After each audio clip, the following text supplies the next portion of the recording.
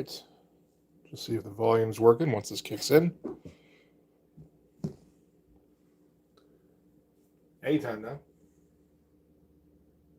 There we go.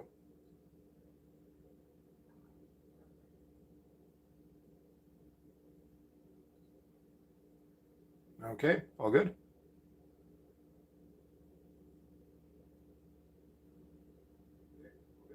Yeah, all right, just a little quiet. That's fine. All right, let's get into it.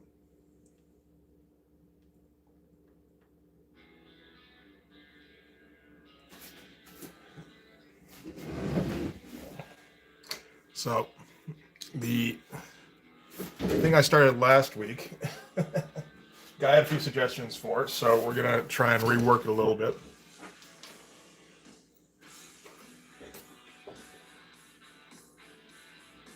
Let's see here.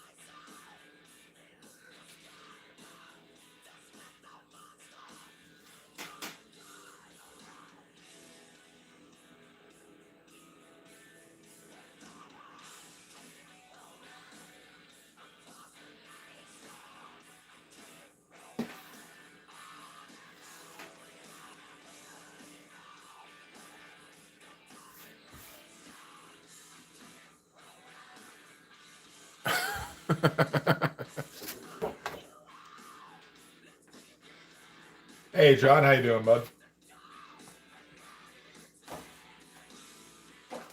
No, I know about as much about art as I think I do. It ain't much.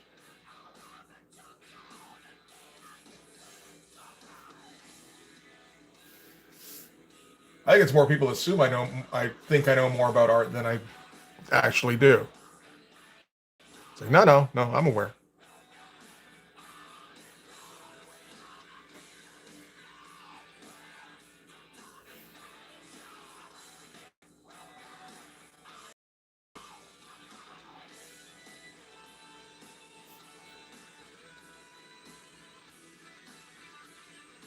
Hey, Pamela, how's it going? Hey, Lidvki, as well.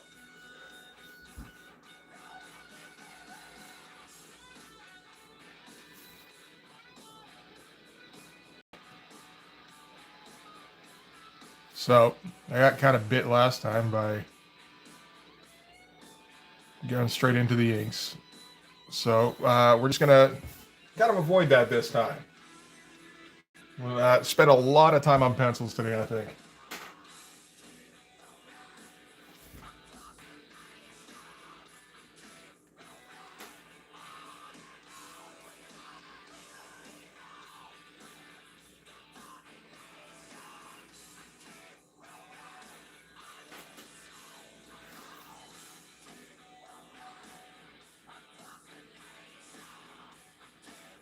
It's a huge fucking bottom lip there. Okay.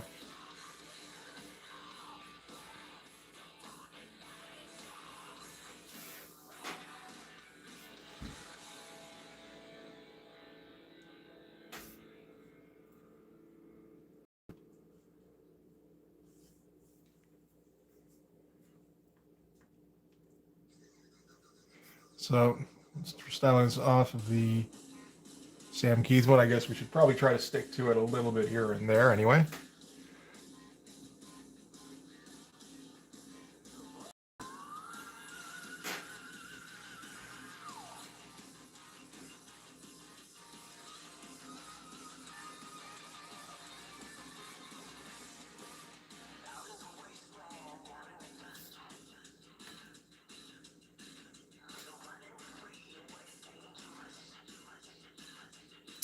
This is based off a Sam Keith drawing of, I think it's Sabretooth, Venom, and Deadpool.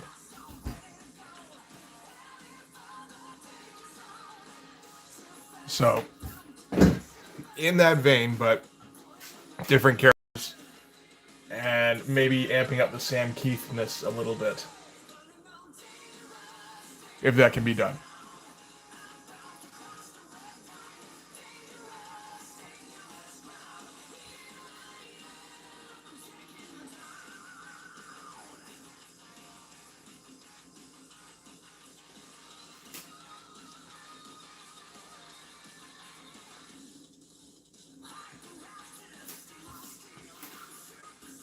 And John and Bray, I don't know nothing, so I don't know what you guys are talking about.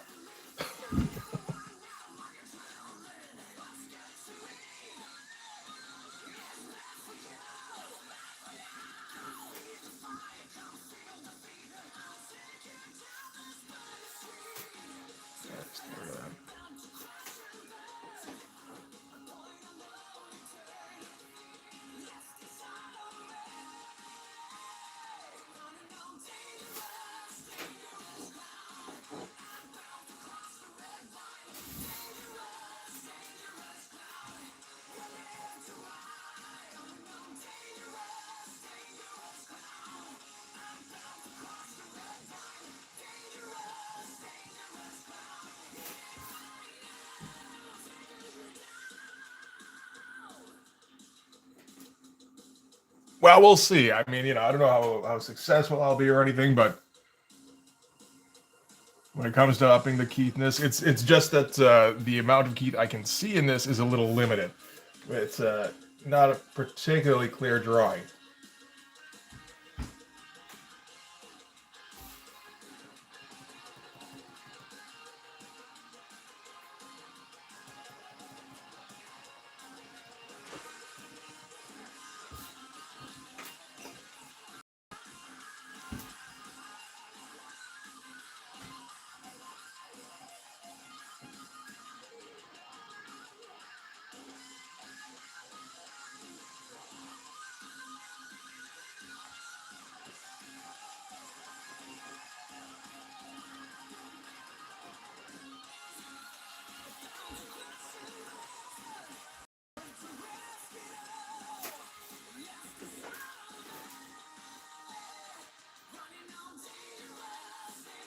No, we're not doing the telephone chords on this one. This isn't a telephone chords drawing in the first place.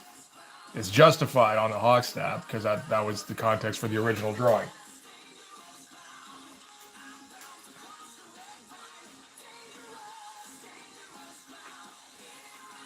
I'm not adding telephone chords to a Sam Keith piece that doesn't already have telephone chords.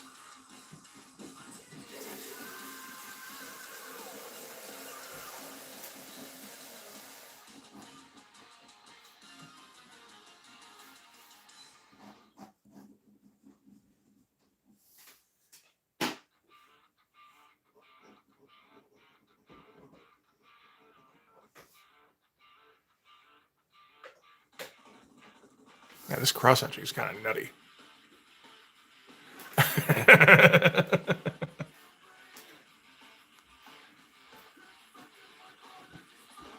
Well, I guess that says something then John, doesn't it?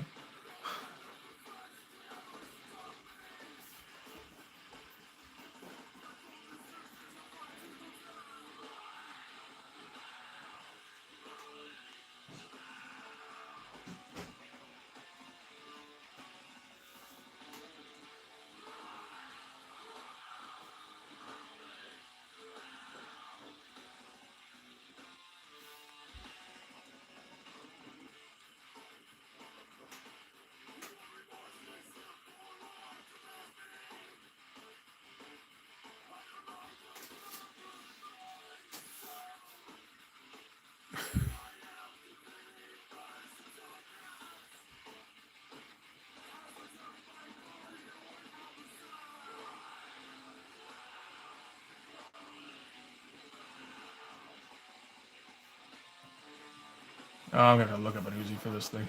All right.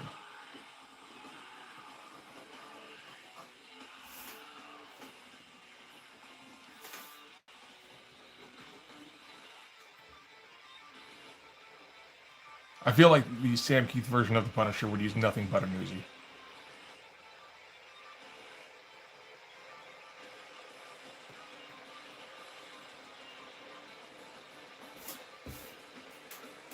Yeah.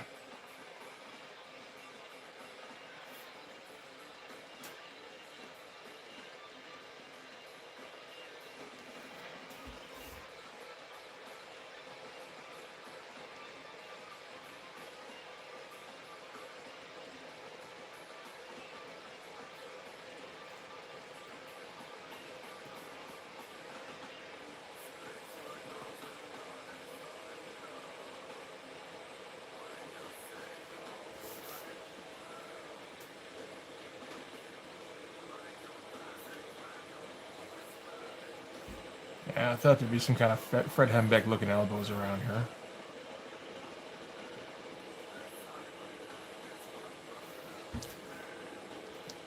You know what? We got to be a little bit careful about the abs, just because where the placement is of in the skull, it looks a little bit like we're giving him like a puppy nose.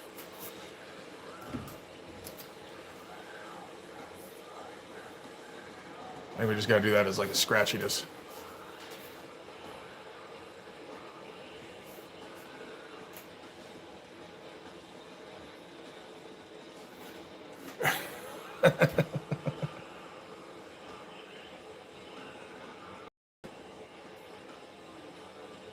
Yes, by all means, give me the puppy dog eyes through the chat. I'm sure that will work out fine.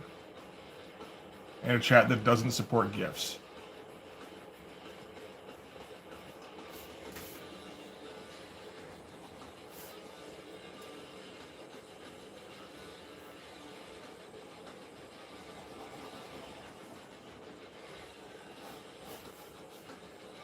So there is some... Interesting. Some white hatching down here. Is that what that is? No, it's white with black hatching on top. Okay.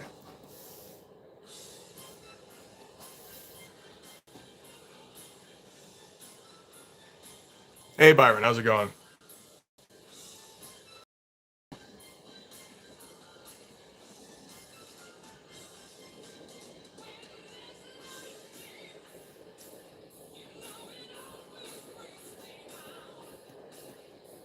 I think the teeth are part of the belt buckle, right? How do the friggin' teeth work?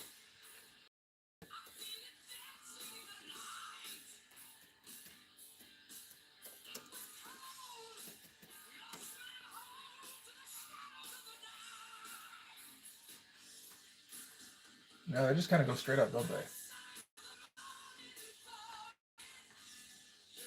It's a bit of a high-waisted belt, but yeah, that is kind of what it is. Yeah. Let's go for a bit of a midpoint. I'm thinking I should actually leave out whatever ab shit is going on here because it is just not helping very much. Anything on the skull I feel like should be kind of obscured.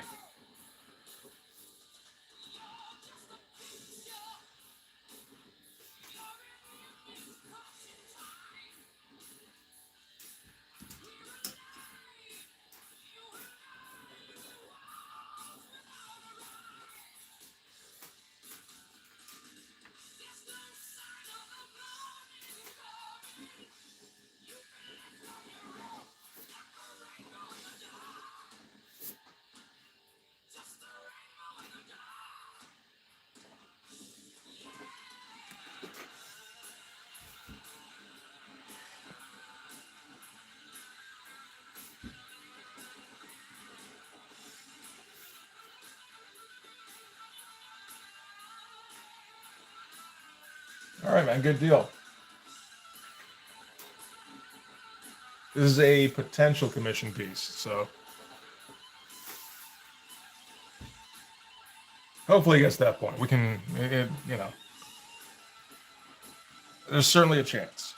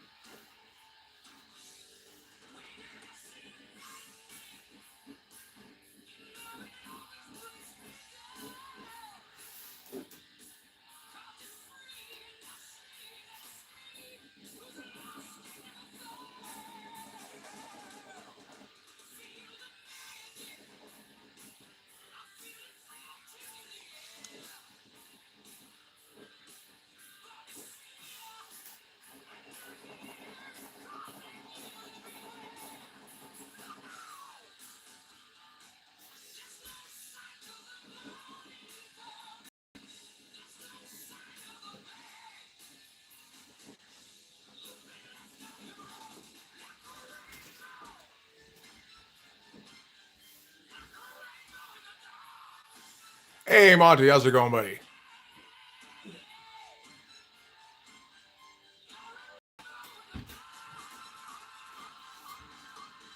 So I guess this is just the deal now. It's just like Commission Sunday. That ain't so bad.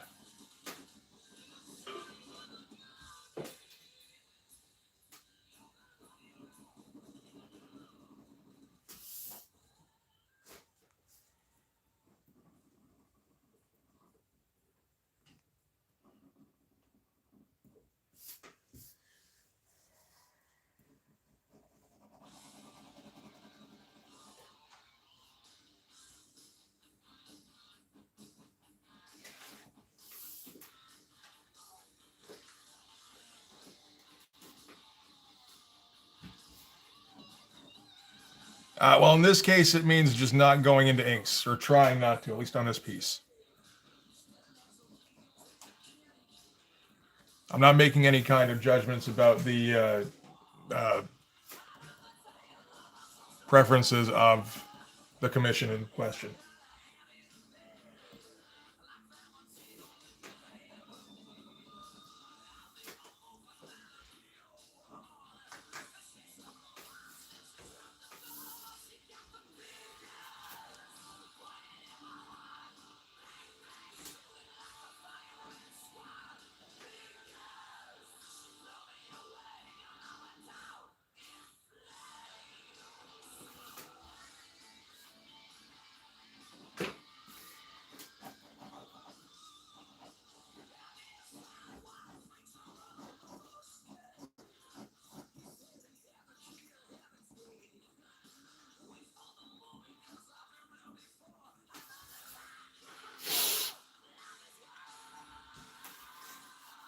No, no, I'm there. Well, I'm doing the. Sorry, John. I am planning on doing the inks eventually, but last time on this, I did just kind of go straight into the inks and then ran it by the guy, and he had some suggestions about changing it. It's like, oh, okay, well, I kind of have to change a fair bit of it now, so maybe I'll just start over, and maybe I'll just go heavy duty with the pencils first, so that I don't actually have to start off on a new piece of paper next time.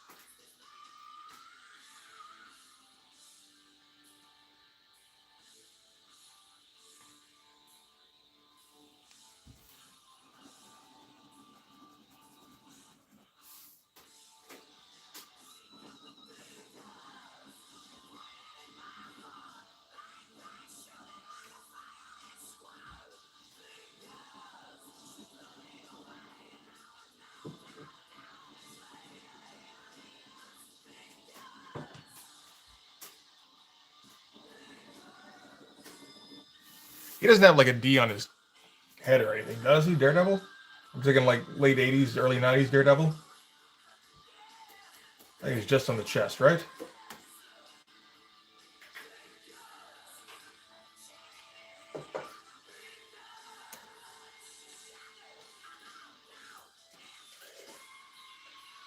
Yeah. Okay, okay. I've got it. I got it.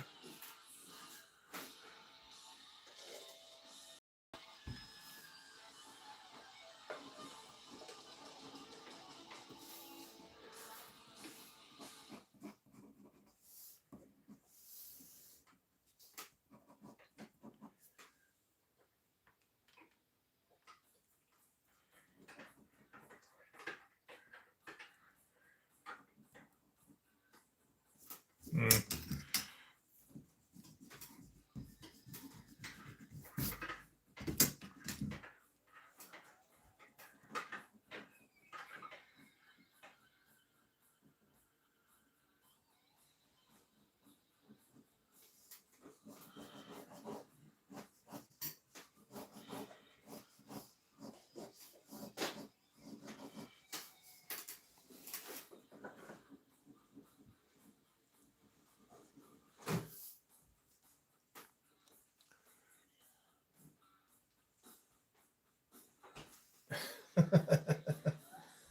all posted stuff now, are we?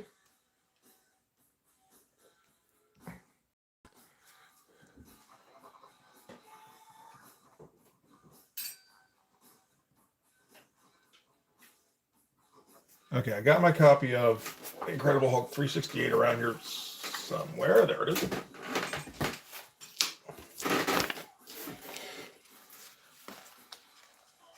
Okay.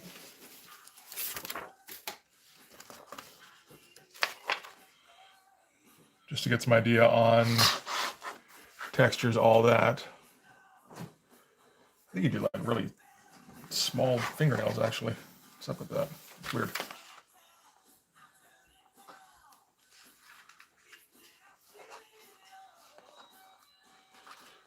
Yeah. And then a bit of extra wrinkles around the knuckles. Okay.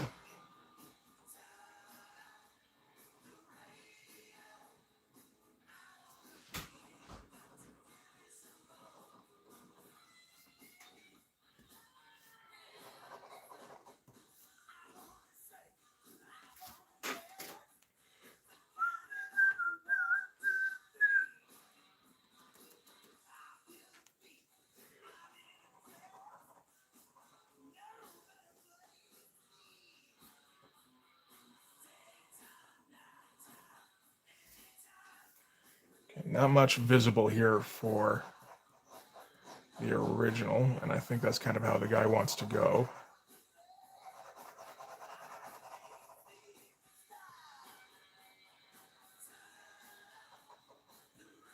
Oh.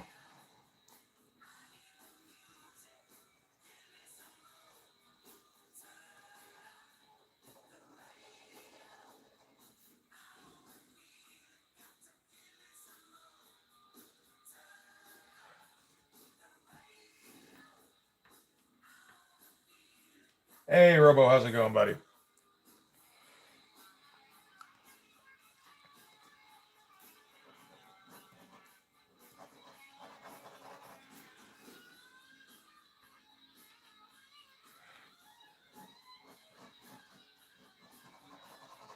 And then we'll blacken the background behind them because that is actually pretty close to the original.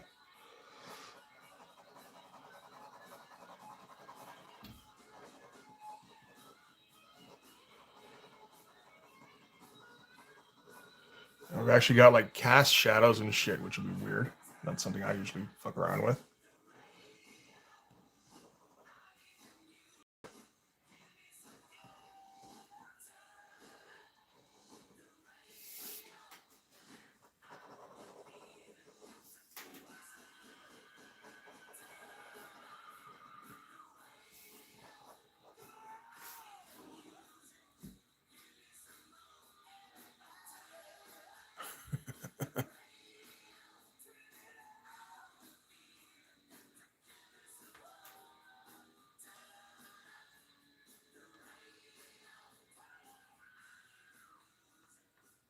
I know, like brain just doesn't have priorities sometimes, I swear.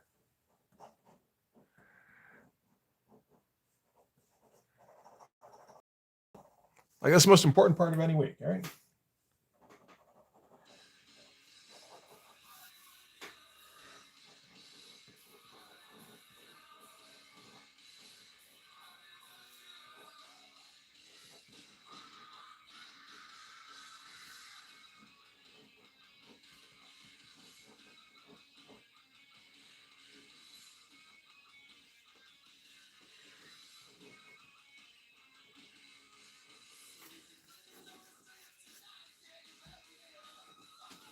Yeah, but if he's going for a specific look, I get that, or he just wants to try out the old software.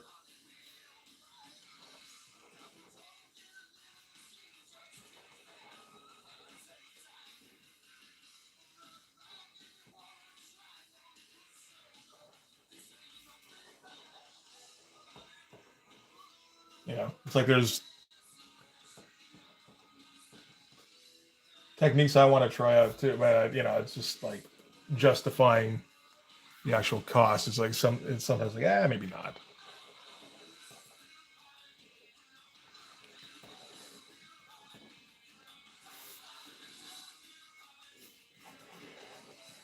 See, the thing, okay, his arm would be fucking visible, at least from the bottom. Hairy, maybe. Hairy as fuck, but because this is a Sam Keith thing, but.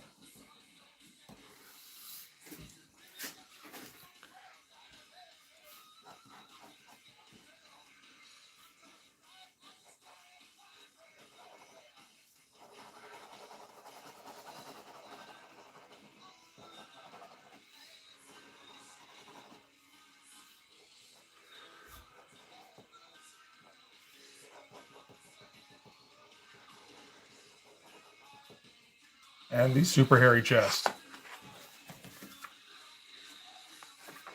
Because that's how Sam Keith rolls.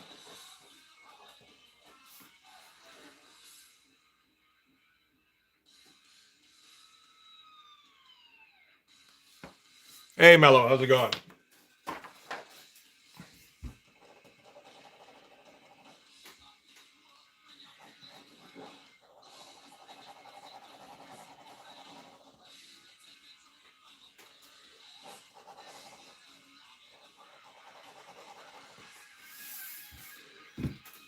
Okay, and we need a Marvel Comics Presents number 92 style face for Hulk here, I think. Is that we're gonna cheat a little bit.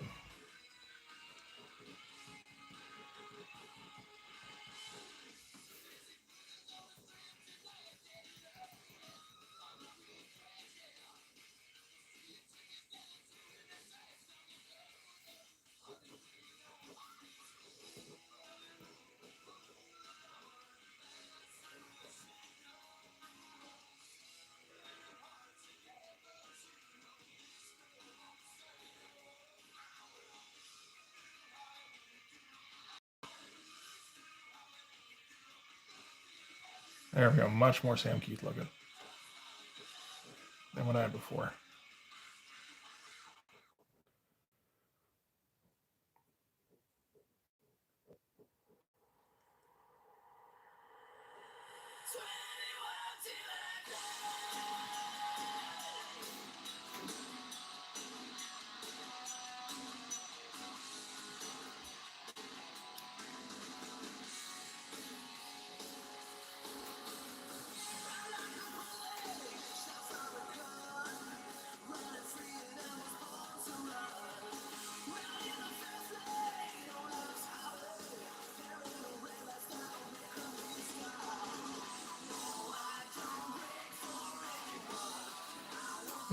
Okay, this is, I think the brow is all part of the eye here generally.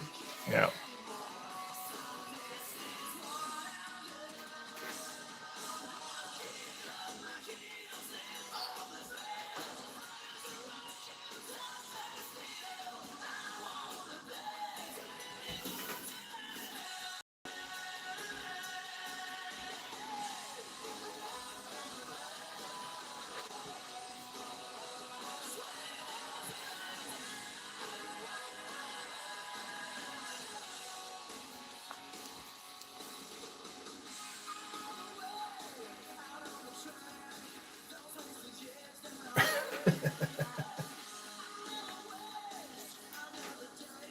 Oh, thanks, Rabbi.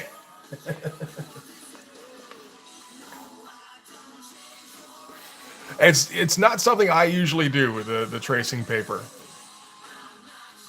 but I just kind of, you notice how ridiculous the figure is, and it's like, wait a minute, I got to take a closer look at this.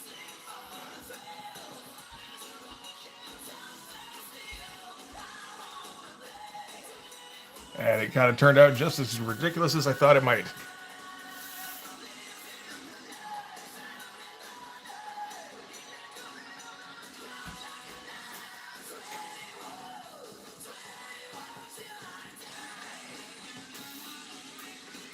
Okay, well, it's a very uplit Hulk. I mean, it's barely visible, which is kind of what the guy requested, which makes me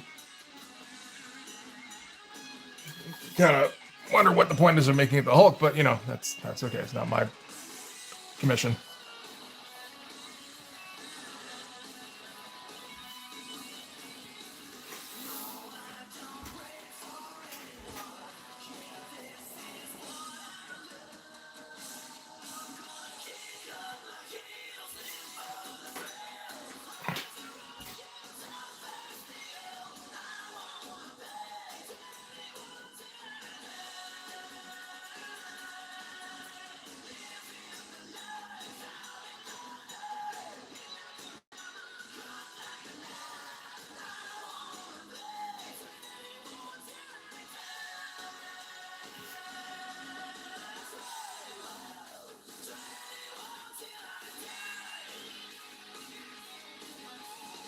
Yes, Monty. I think that's pretty much exactly what he did. Where he just, hey MEP, how you doing?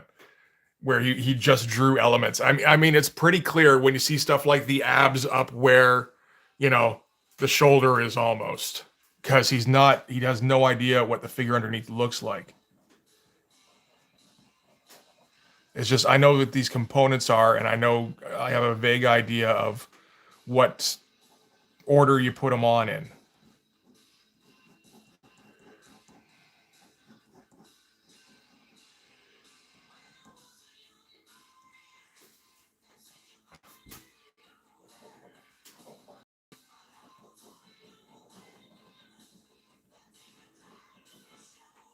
And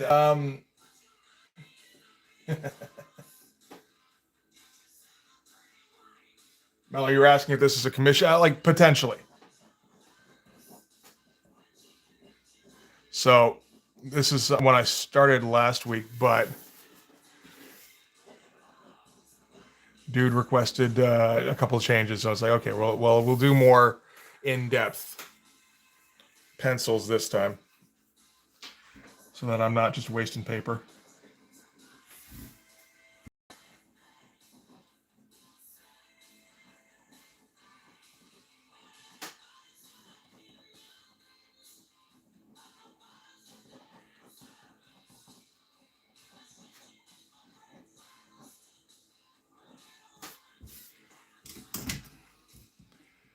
That looks like kind of a Sam Keith type of hand. Very cartoony looking.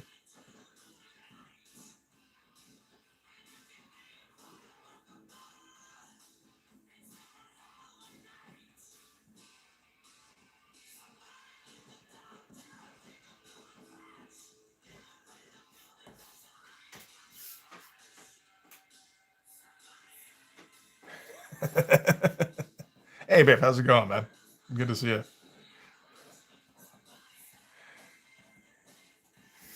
Well, it's just, you could theoretically use structure to like make your accessories look better, unless you have no idea how to do that, in which case I guess you just draw the accessories and hope everything lands in roughly the right spot, right?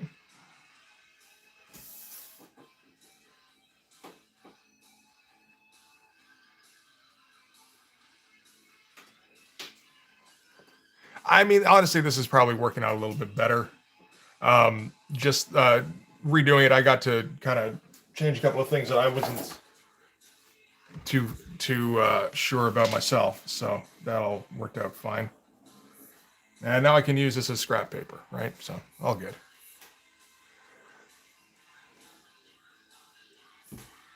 Okay, so I think that's the thing I'll send off to the guy and see if he has any requests from there.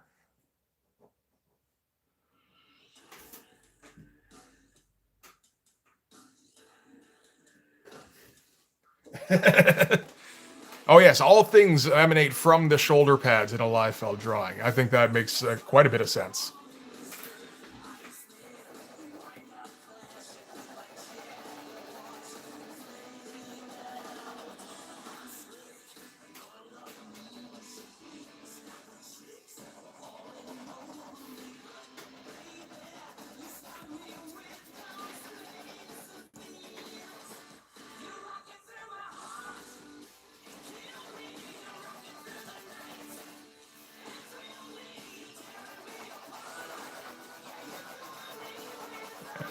Good enough, good enough. I think I know how the Spider-Man outfit looks. It's been quite a fucking time since I drew it. Like, who in their right mind would draw Spider-Man? Why would anybody want to do that?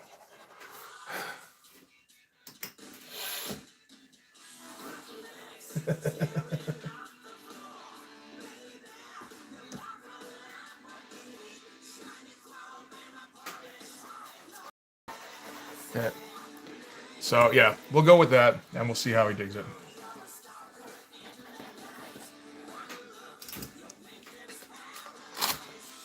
So in the meantime, what did that take? Like half an hour?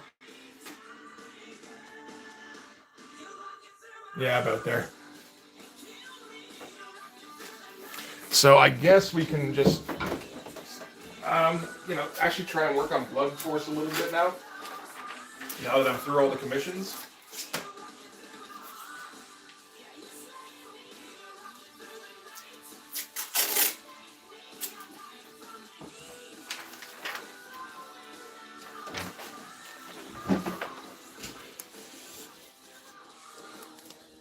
I guess they did okay out of it, right? Out of drawing Spider-Man. Nobody else ever though. So like, what's the point, right? It's obviously a one and done thing, or two and done thing.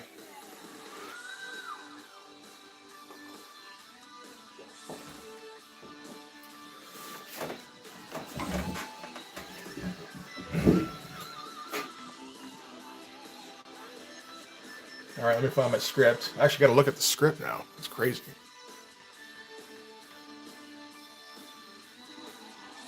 Still got to write most of it, but.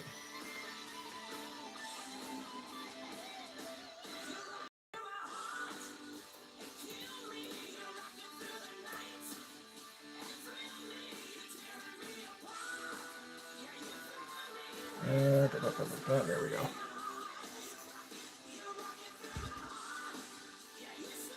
Did Humberto Ramos do a decent Spider-Man as well? Okay, I'm not familiar with his version.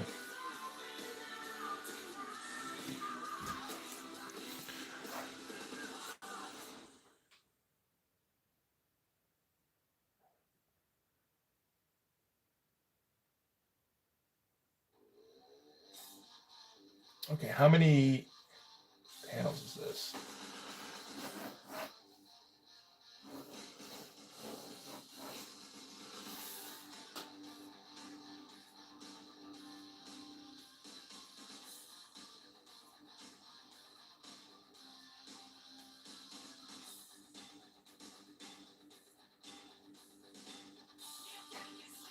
We could do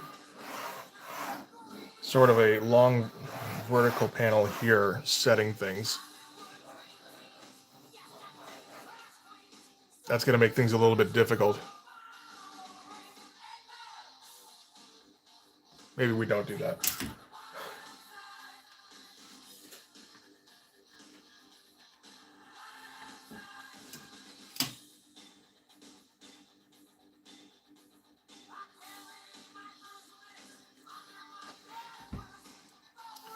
Like we can't, we could do the ship like this. You know, cross it over into a couple of panels and shit. Which seems a little bit pointless, but would it look cool? I think kinda. I like pretty much everything Chris Bacalo did, to be honest.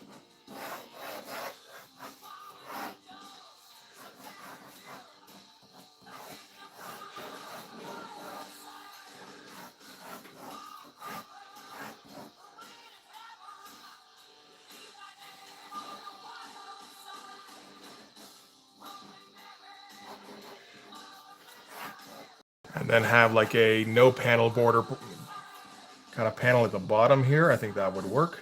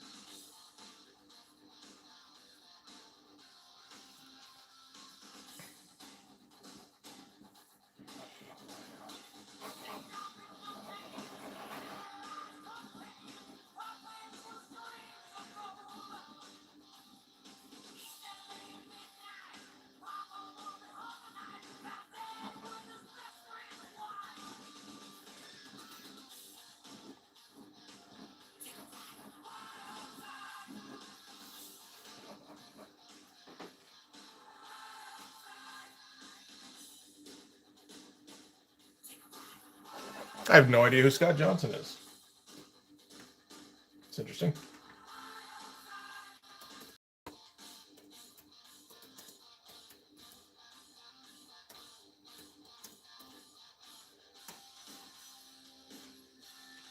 I mean, that just looks like a very standard looking Spider-Man.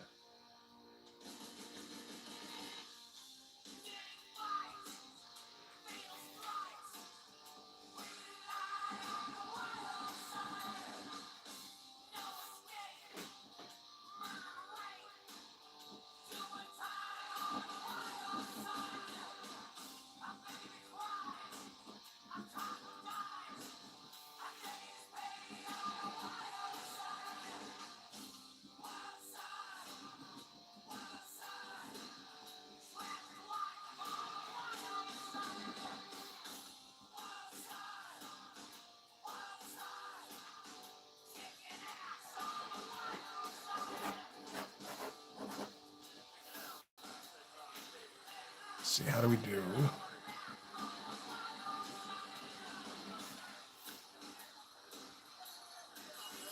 It's iconic to people your age. Okay. So is this like the animated version?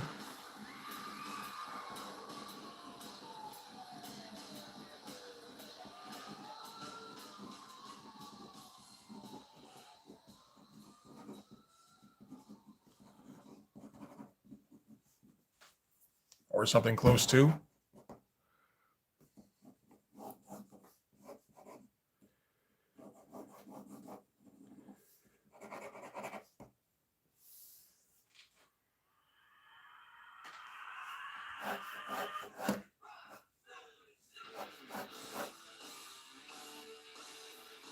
I think that needs to be a little bit less than an ink line.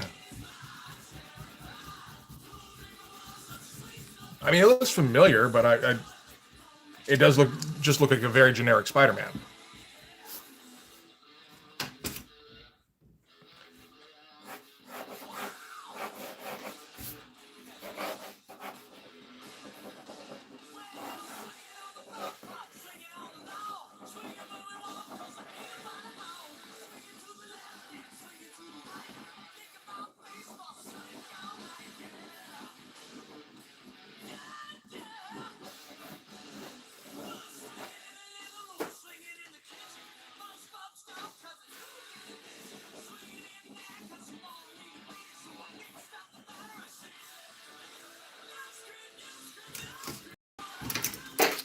Get back here.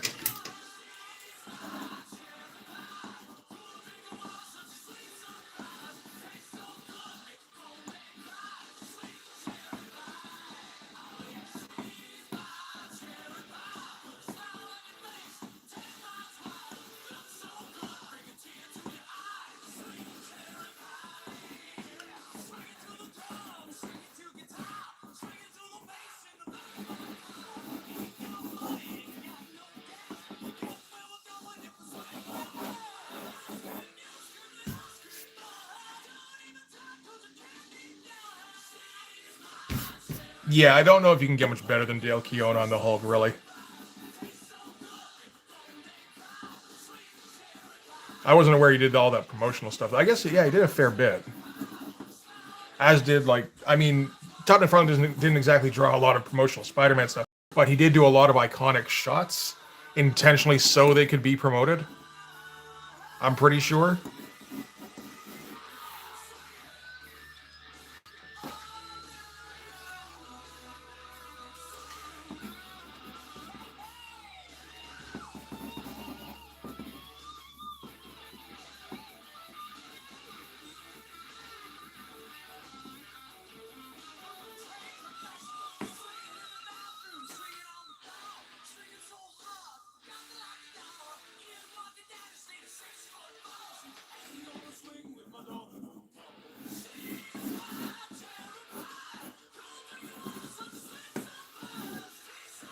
Well, I mean, Keown seems to have worked himself out of a situation where he doesn't have to work any more than he has to, and he doesn't seem to want to work very often. So, I mean, you can't blame the dude for that.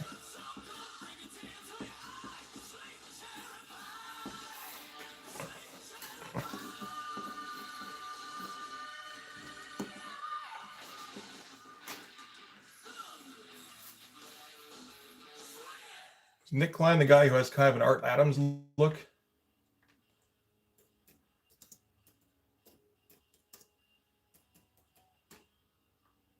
No, I don't think so.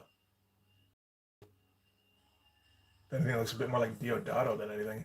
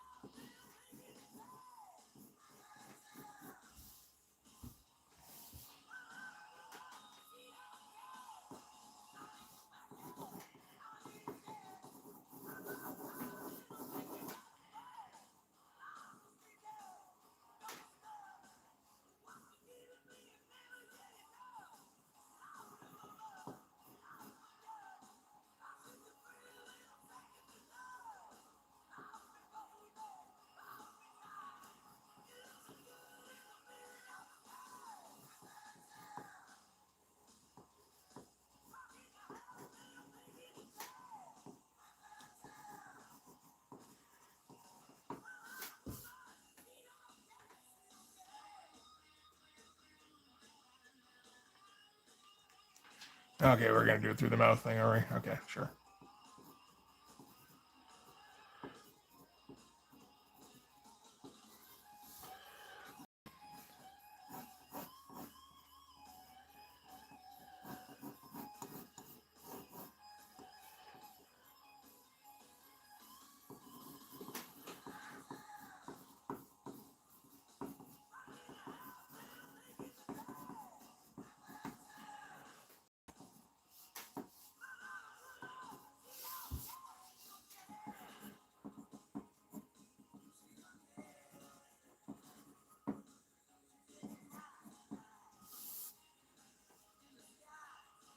How the hell did issue 5 end? Like, what did that thing look like? I'm trying to think what the ship looked like. It's been like half a year since I was drawing that thing.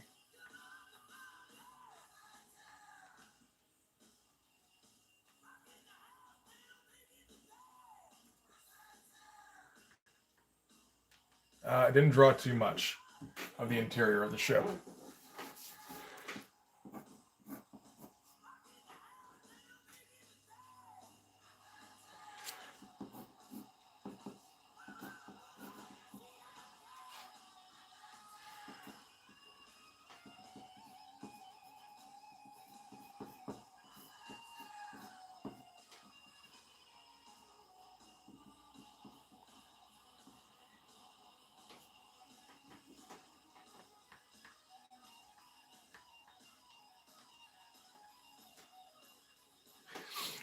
Bloodmobile, the Bloodbird, the Blood Cell, or what was it, Blood Vessel, any of that. This is the Clerg ship, the scout ship, or the Life Raft, essentially. It's like, how did I draw that thing? It's like, it doesn't really matter, apparently. I drew very, very little of it.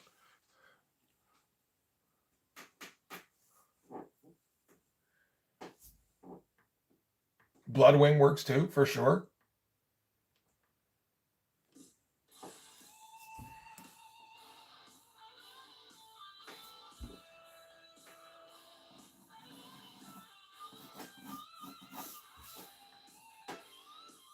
See, do we have anything with? Stop fucking right-clicking on what the fuck would I right-click on that shit? It's ridiculous.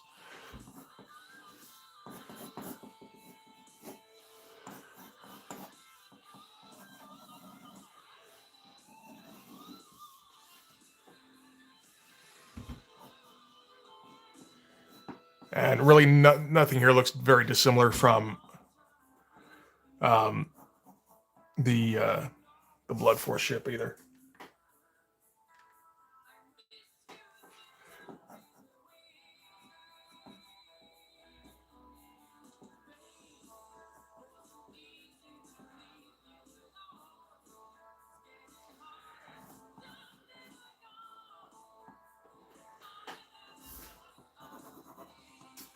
See what this thing looks like again.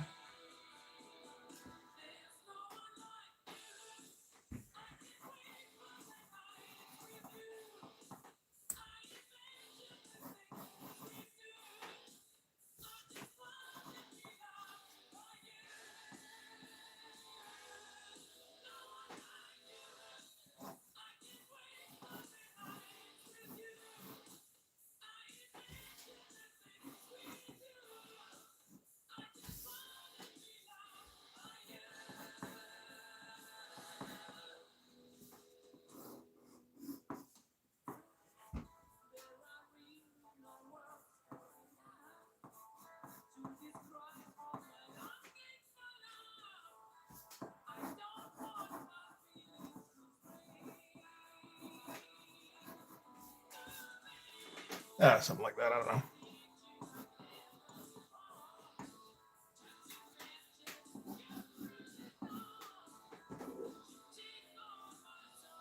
I'm kind of out of commissions now, really. The one I'm doing here was one that he made a request outside of the Kickstarter, just based off of the stuff I've been posting, I think. So I was like, yeah, sure, let's take a look at that. So hopefully, this kind of leads to, because one of the things about commissions is, it's, as far as I can tell, it's tough to get them if you don't have any done. It's one of those things.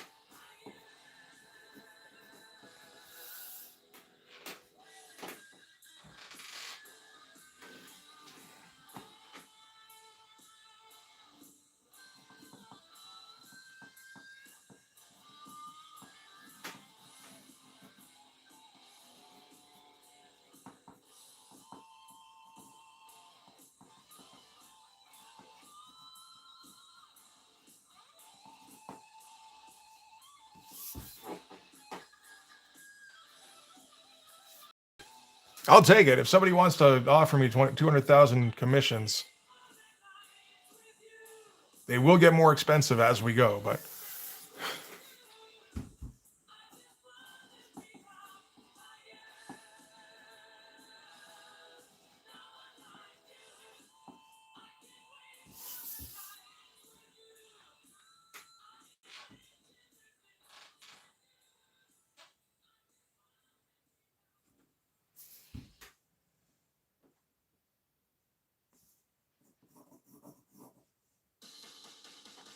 could do a shot from behind the two of them here, but I wonder if that would be confusing.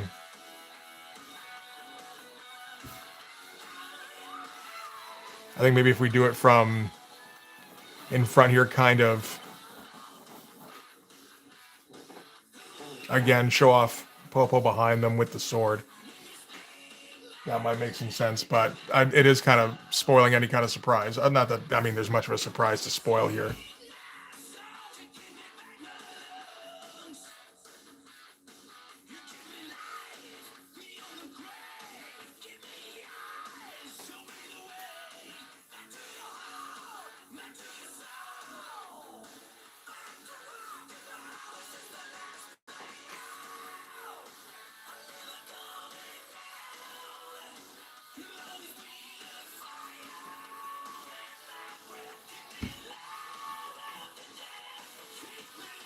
Let's see here.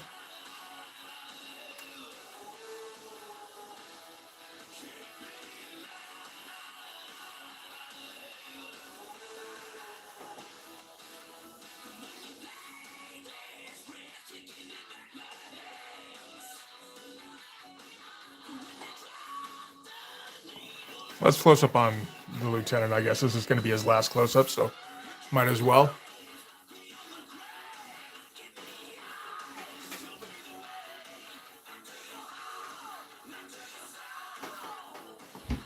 I guess that's an idea. Maybe when they're about to get mailed out or something, right?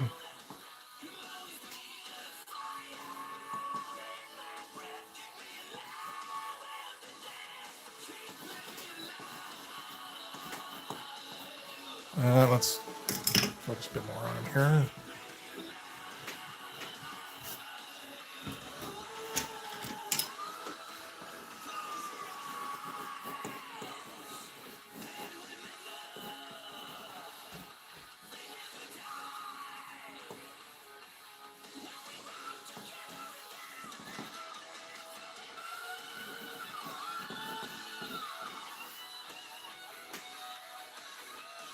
Potentially. Hey again, Pamela. Okay, let me get a sheet of paper. I think we got enough here. I don't know why I needed to do this not on paper, but yeah, or on Bristol board rather.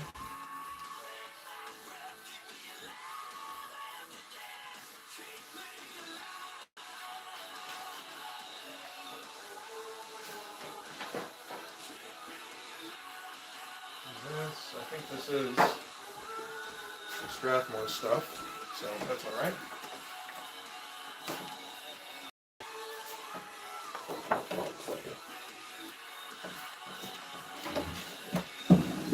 This is page 1 of issue 6 of my comic. So we're done with commissions for the moment.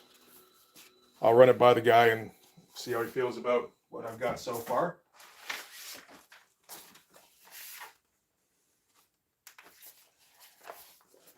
Yeah.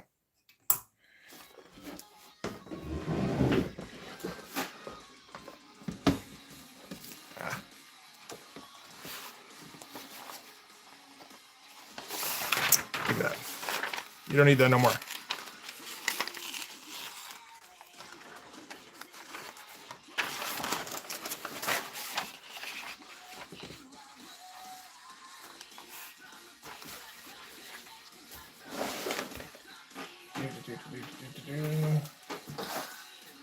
That.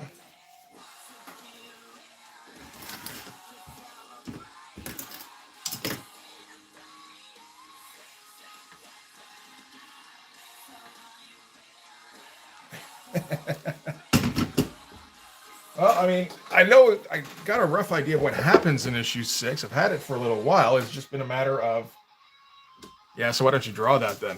Or, well, actually, it's more like, why don't you write that then?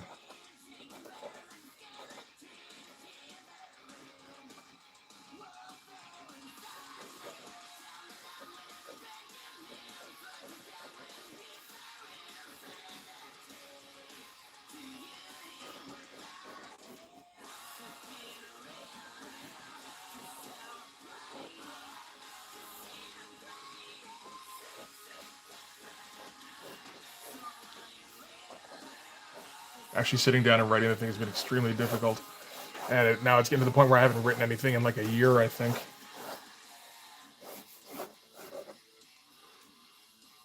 Hey, Raven, how you doing, man?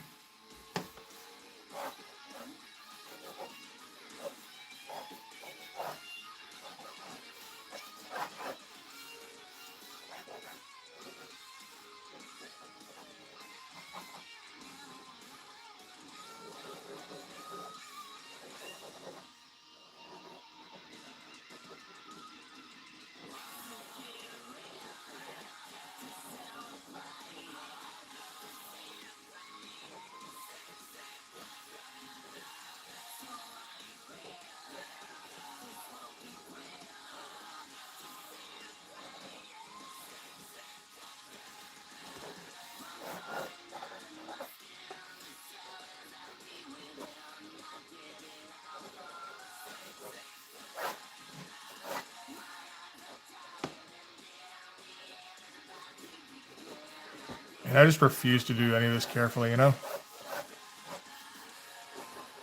If there was perspective to work out or something, that might be different. Seeing as how there wasn't, it seems like it was a little bit pointless to do this on a separate piece of paper first, but whatever now.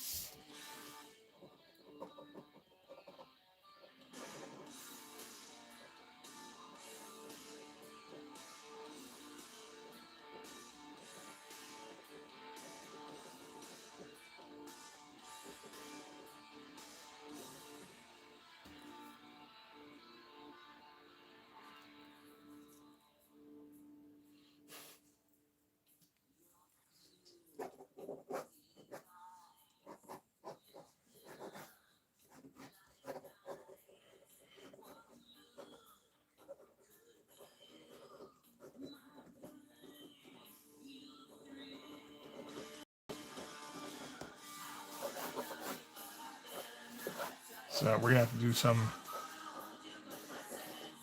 actual proper penciling on some of this. Not all of it or anything, but you know.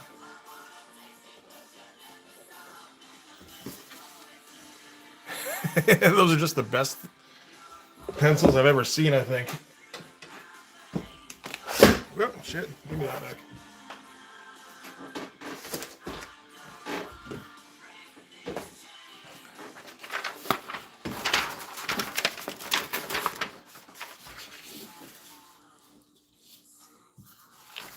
Yeah, very intricate.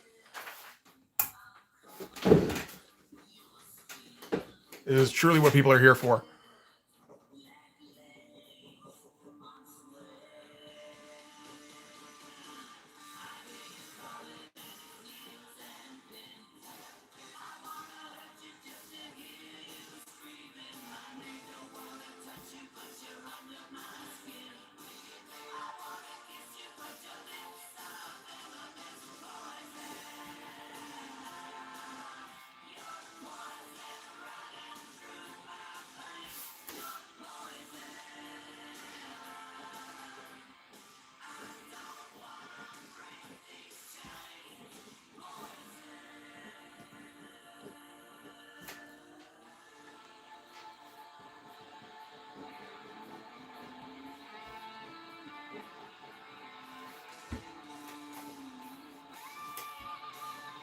And we're going to want to heavily shadow him here, but I think that'll be okay.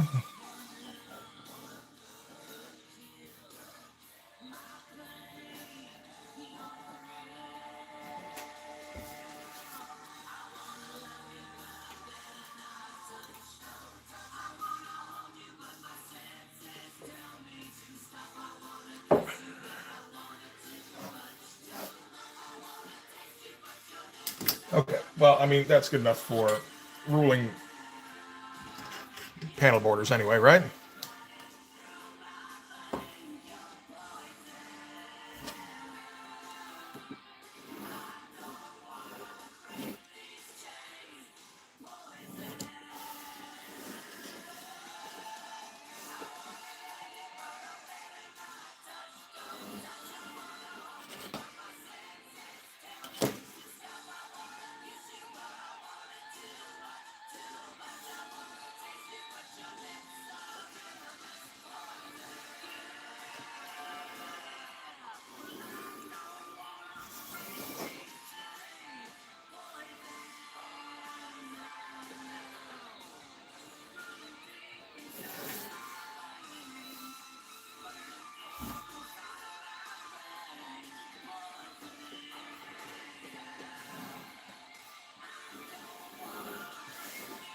It's not quite right, but okay.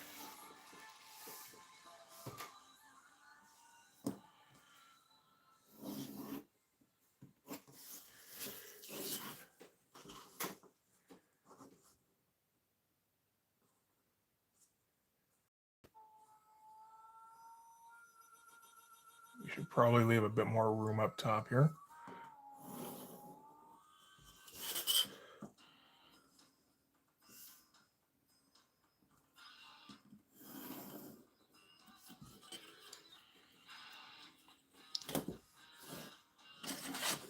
One thing I'm learning is that I use up way too much of the actual space of the board.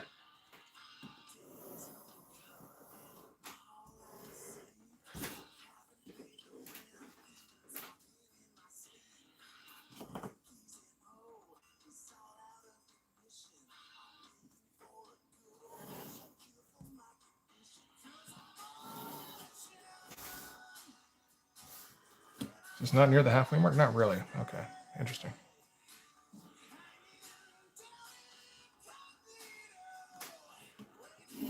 Well, I'll use it as a marker there.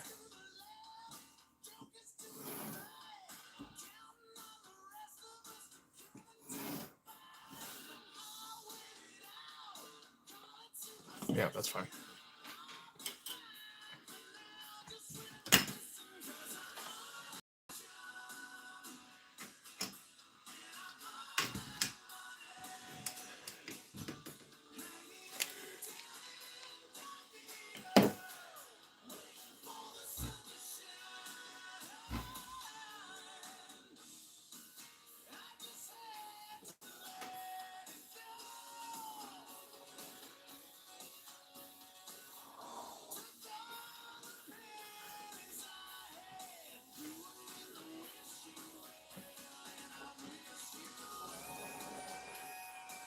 Come on, stay on. You know, keep it in mind. There we go.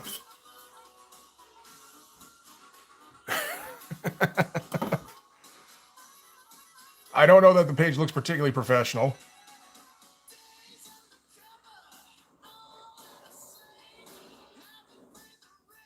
It looks like a decent piece of Bristol board, at least for once, but.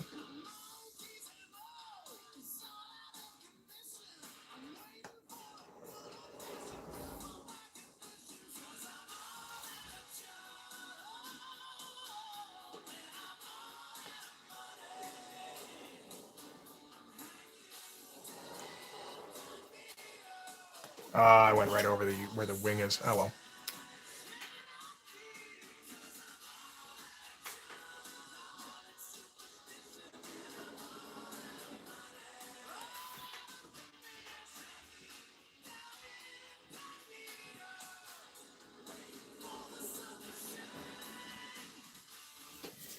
There we go.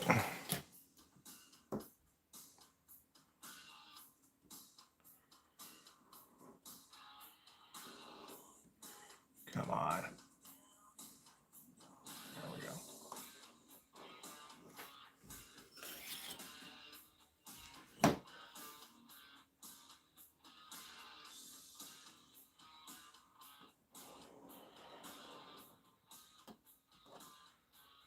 But yeah, one thing I learned from uploading a bunch of stuff to a printer's site is that I take way too many liberties with the actual page here usually. And maybe I should try and stick within the guidelines a little bit better.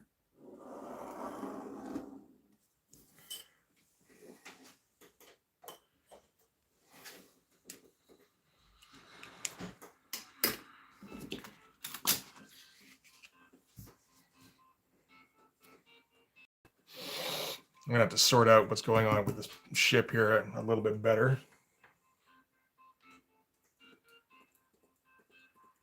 Assuming that I have that page uploaded. It should somewhere. There it is.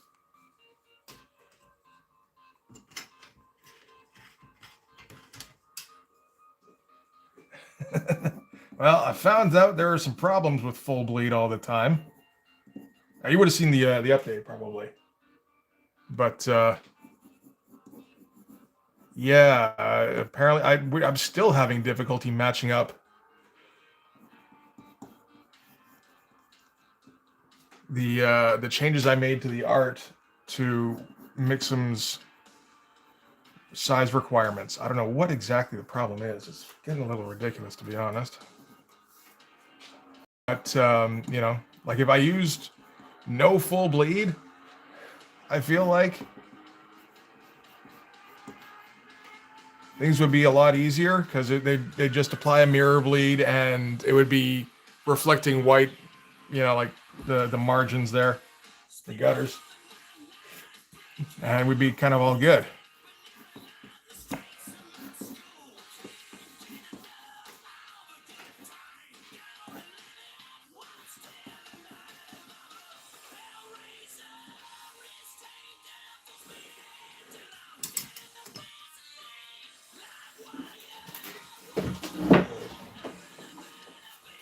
Second there.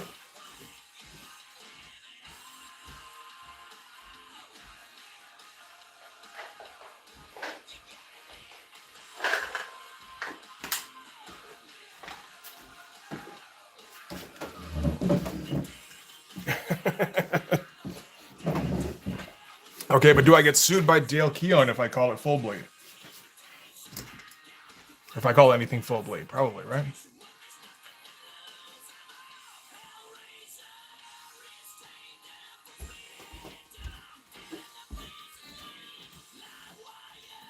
What do we want to do for lighting on this? Probably largely silhouette, to be honest.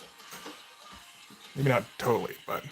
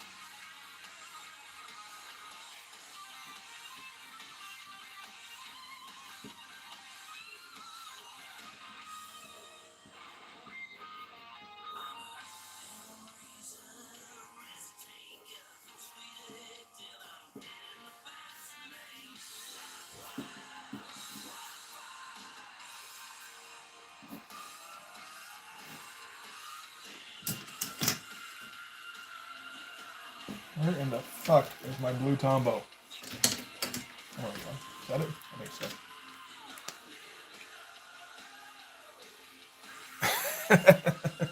Well, I mean, I think he kind of posted it first like 20 years ago. I don't know.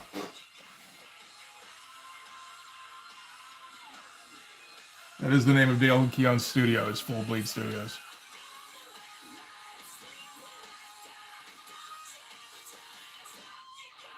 Has been for a little while anyway. I don't know if it's been since the beginning. I don't think so, but.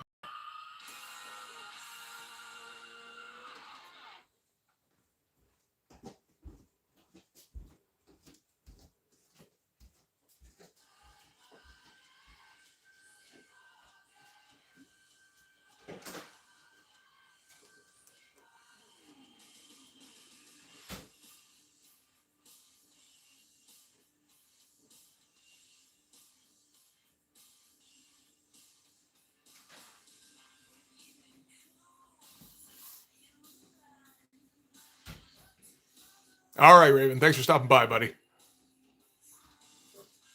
I think that's true. I think it should be okay. It's not like I'm trying to call my studio Full Bleed Studio, right?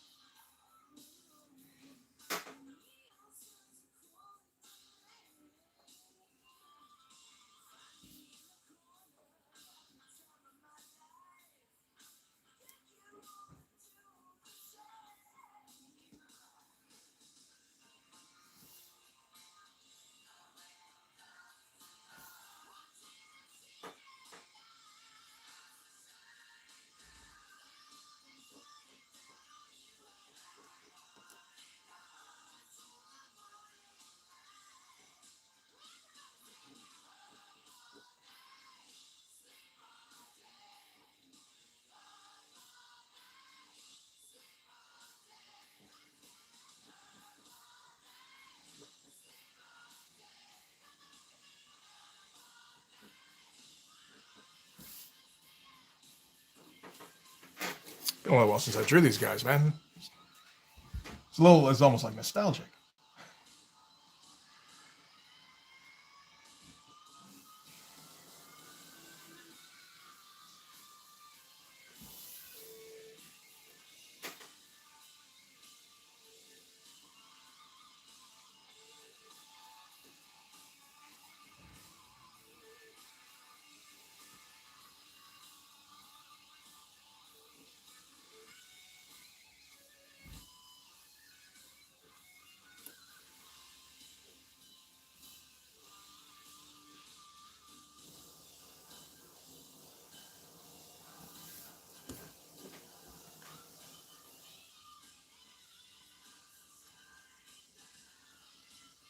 And like a little bit of uplighting in the lower jaw here, maybe. I think that's a good idea.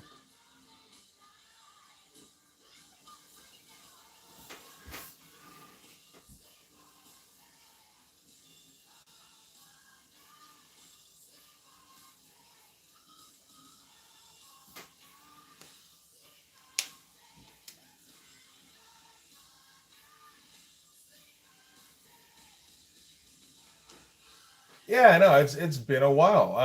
I took a well, I mean, post the Kickstarter, it was all about well, it was largely about doing commissions, and then every once in a while just about fucking around with the characters, which actually prompted more commissions. There we go.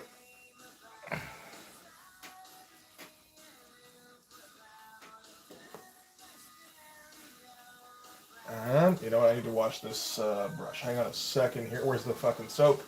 That could be useful. Maybe I don't need to wash the brush.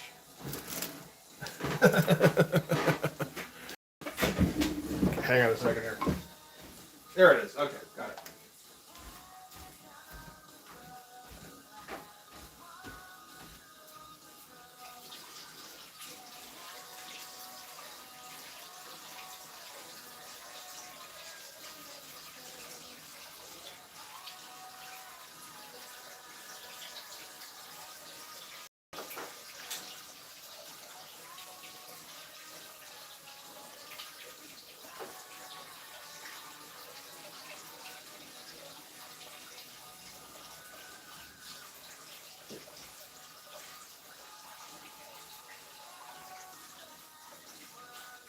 Ow. Ow, fucker.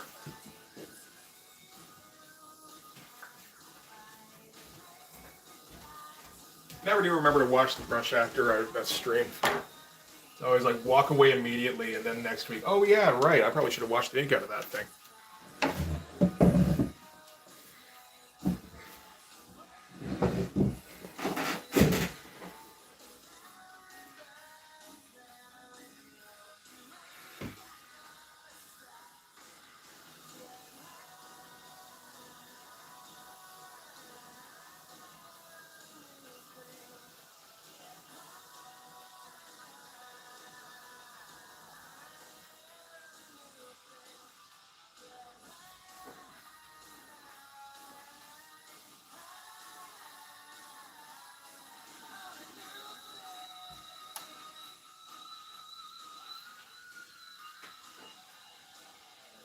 It's probably not the best way to go, where you just like leave ink sitting in your brush for like 3-4 days, and then just before you use it again, go, oh yeah, no, I should wash this thing.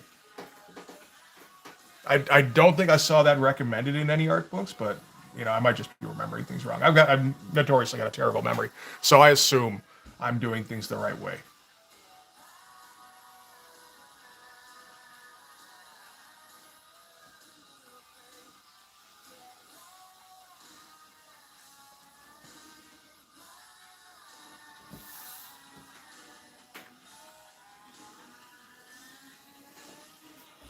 I do that like every time. Every once in a while, I'll remember, oh, hey, what you could do is wash these things out immediately.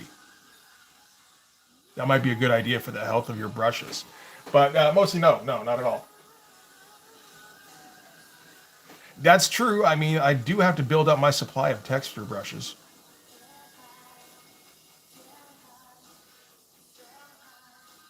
So just like leave them in a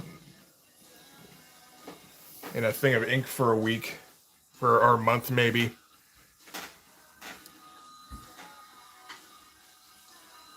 Come back to them and then just like knock out the ink and then, okay, this is my new texture brush. Don't even bother rinsing it. Just smack it against the board a couple of times to knock out the loose flakes.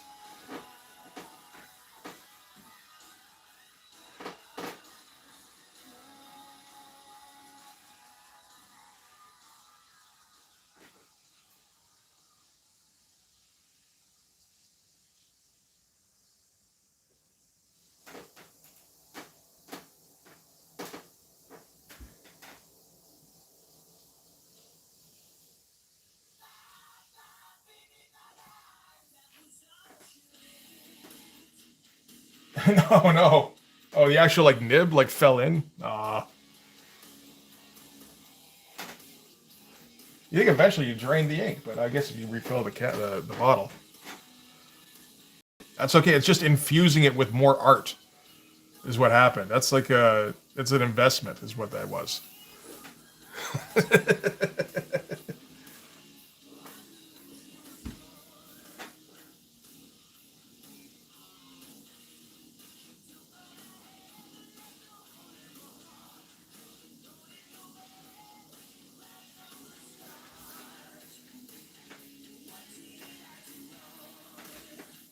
Did somebody get banned? I don't think anybody got banned. Not yet.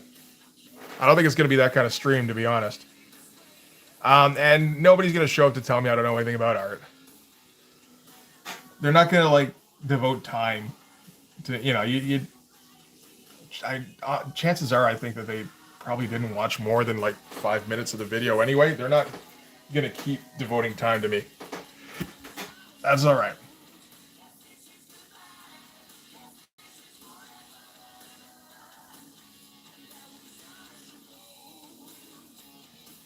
Honestly, just leaving their single comment and their thumbs down is enough interaction for me. That helps to spread the word.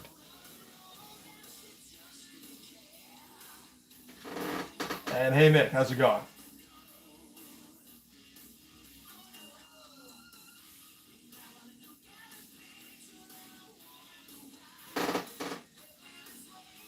Well, I mean, at least watching the chat there, John. I mean, you know, don't do that. How are you going to keep up, right? You're going to get left behind. That's how you lose track of trends. And hey, Nick, how do you scan your ink pages? Each time I do, it comes out kind of pixely. I had that problem for a long time. I made sure to specify when I got a new scanner that it does at least 600 DPI, which, what is DPI again? Dots per inch? Yes. Hey, pretty almost had that. The old ones I had maxed out at 300, and yeah, it did. If you went close up, yeah, I always got that pixely thing. Bugged the hell out of me. But 600 DPI isn't bad. I think the one I currently have goes up to 1200, which I don't actually use that often. Hey Byron, how's it going? Oh man, Robo, Robo nailed me. He cut to the heart of me. It's like, just sum me up in like 6 words.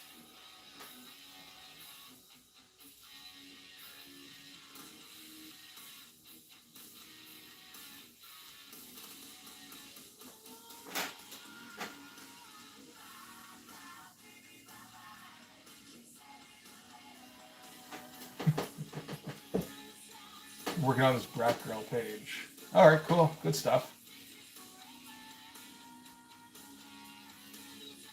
Honestly, yeah, Monty. Honestly, I think 300 DPI doesn't cut it because that, like I said, that's the one I had before, and everything was turning out pixelating. And you know, I didn't know enough about it. I was just like, what is going on? What am I doing wrong? It's like nothing. Your scanner isn't good enough, is all, or you don't have it set high enough. That's how it goes.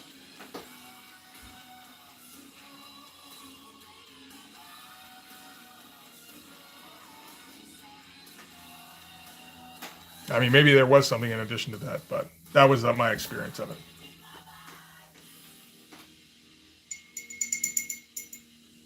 Hey, good stuff. I mean, that is kind of what the stream ends up being about, is one of those communal drawing things, right?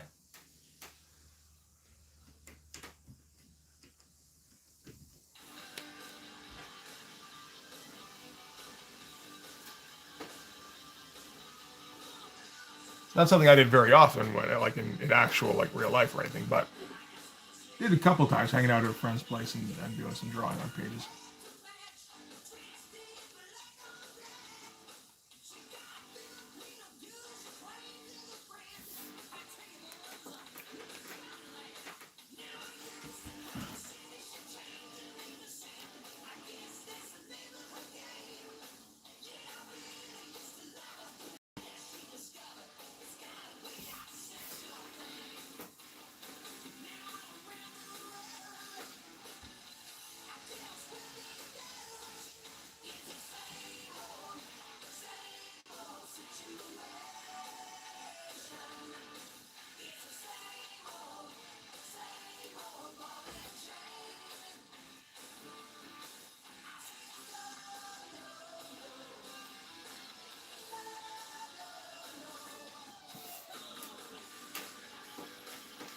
Zoom in a bunch before it gets pixelated. All right, good stuff.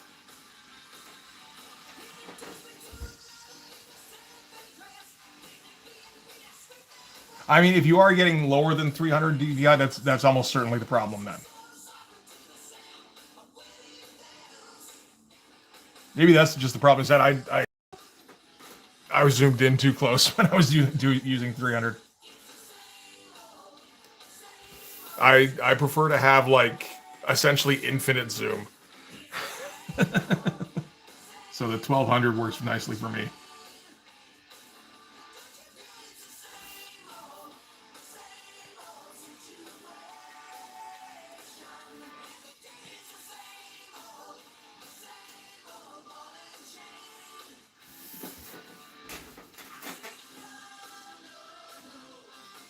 It's like one of the few times I got really specific about that kind of equipment because I don't really know a whole lot about things like scanners.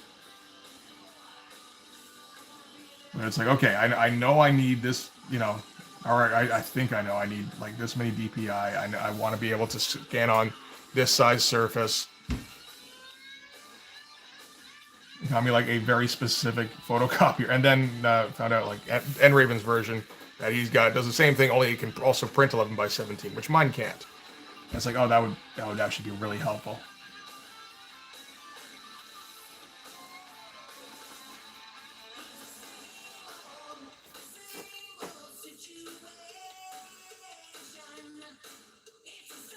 $800 DPI. That's weird.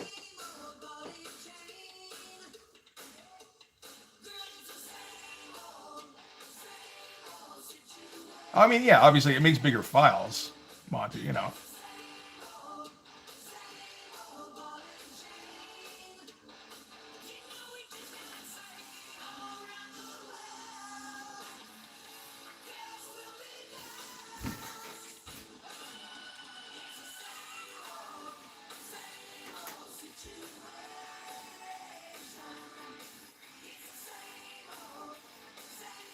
But, yeah, I'm okay with that. I just, you know, get some external storage. Okay, everything's on here now. The only thing I got to do now is remember to do that.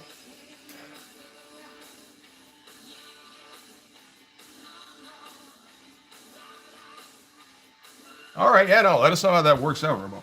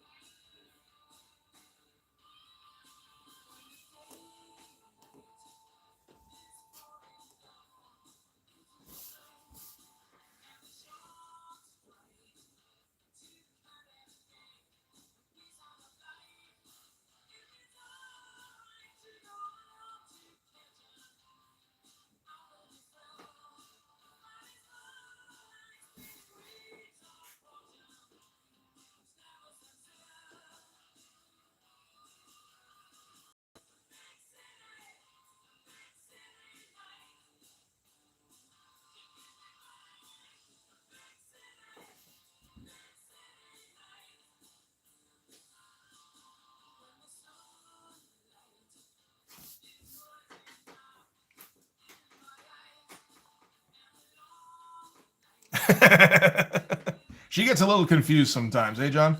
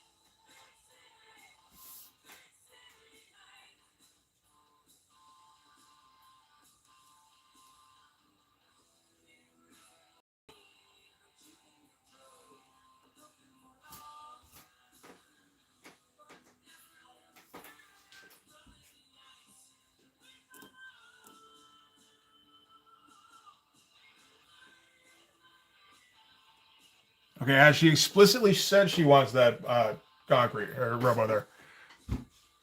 Because you can't assume.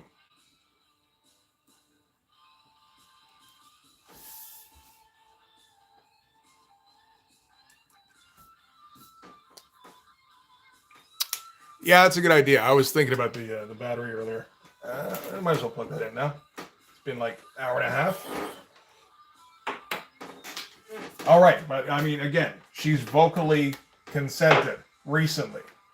You never know. She might have changed her mind.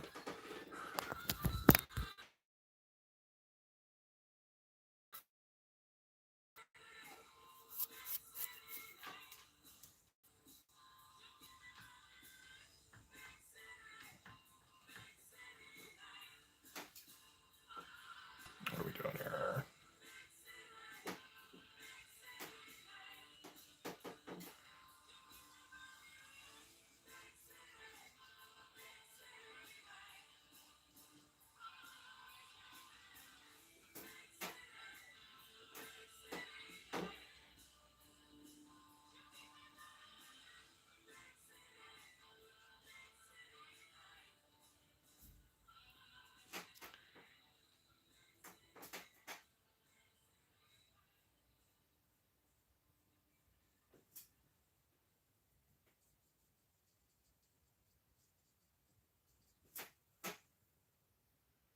There you go. There you go.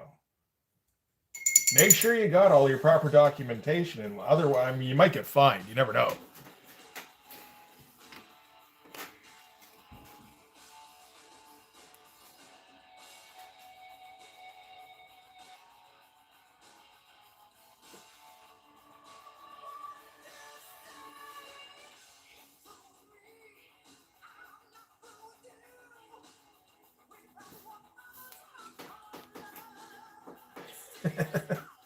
The Keithish Commission is, I mean, it's largely done for now. Just the pencil part of it. It didn't get quite as in-depth as I was expecting, I guess, or, well, maybe as much as I was expecting. Not as much as maybe I suggested. Where is it? Is that it? That's not it. No. Where the fuck did it go? Oh, that's it. Okay. Yeah. So that's it there for now. And I'm going to send him that and see if he has any issues with that. If not, then we'll go forward. If he does, then I don't know. We'll see if I need to adjust it further, or if that's just kind of like, okay, well, I don't know if I can do much more than what I'm doing here. We'll see.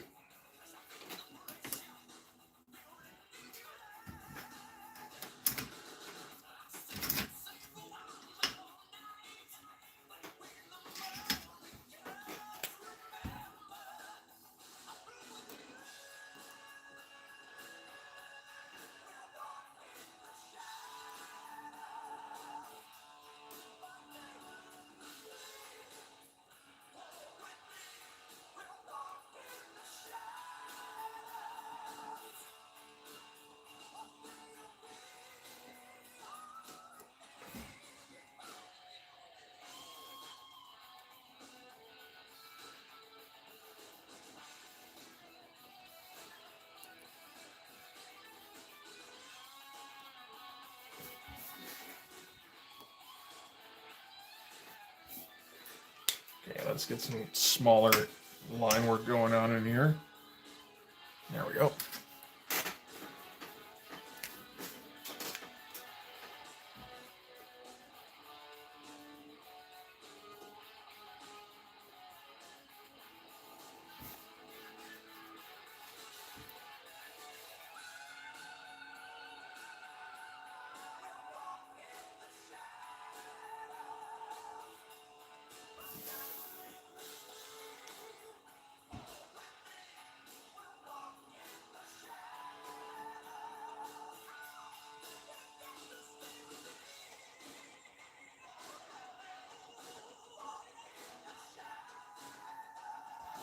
Where's the light source here? I guess there's more to the coming in from the window at this point, eh?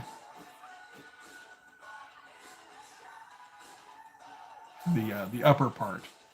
This lower part here is all going to be coming from like the consoles and shit.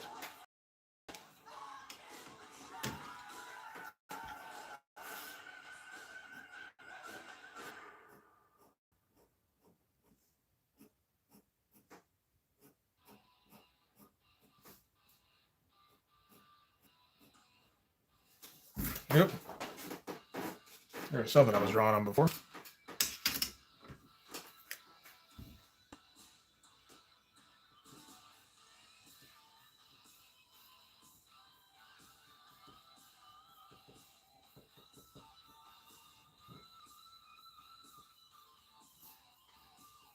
A little bit of the Damonite treatment, actually, with the underlighting. Didn't catch that until then.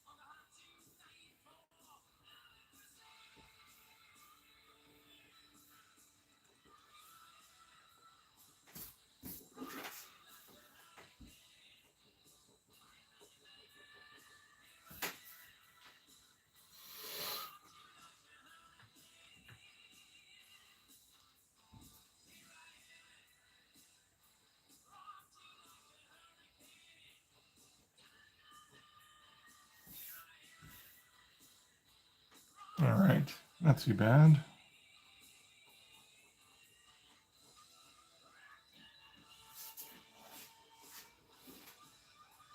Do we want it blending a bit more is, I guess, a question.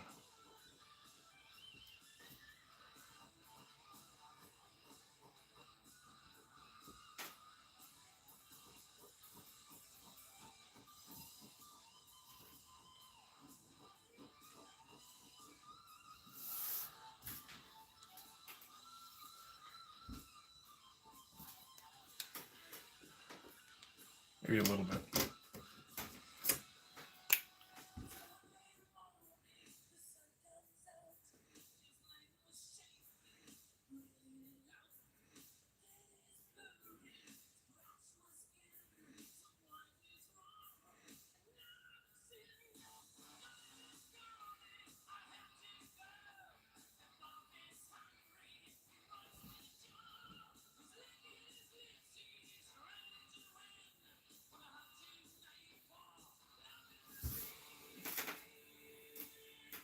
I mean, a lot of lines is never a bad idea anyway.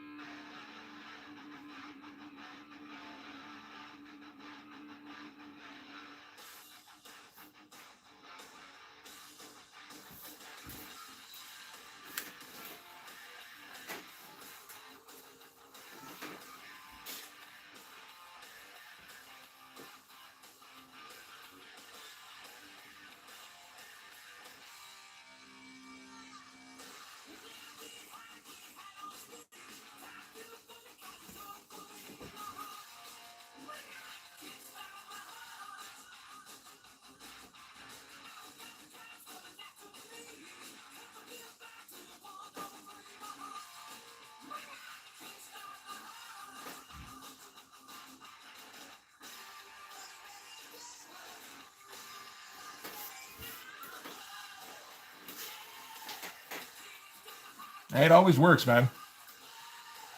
Never a bad idea to put on Kickstart My Heart. Maybe at a funeral, that would be... I mean, depending on the crowd, it might be funny, but...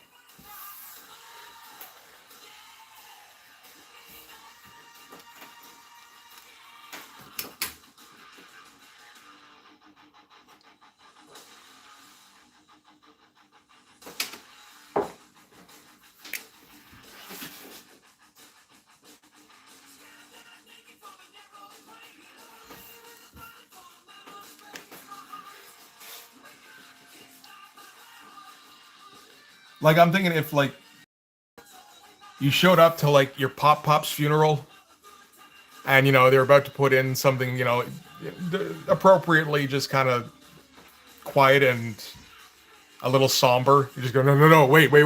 He'd love this. I bet you. I never asked him, but I don't know why I'm handing you anything. There's no physical media in the future anymore.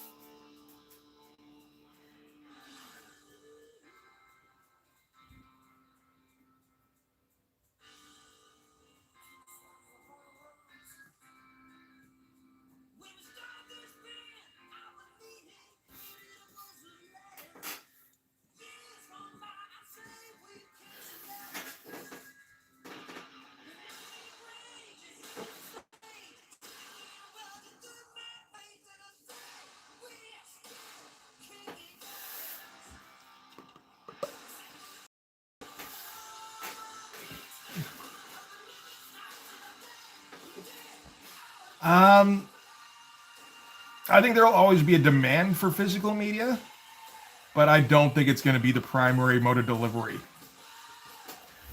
You know, I mean, kids are going to get raised on everything's digital, everything's download. Be their default, and they're going to have to discover that, oh wait, you can get physical copies of things as well.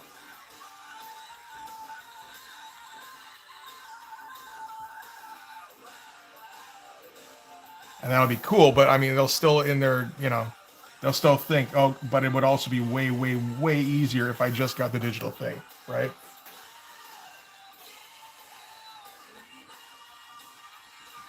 It's a shame because physical is much more interesting in my opinion, but digital tends to reduce everything to kind of similar information.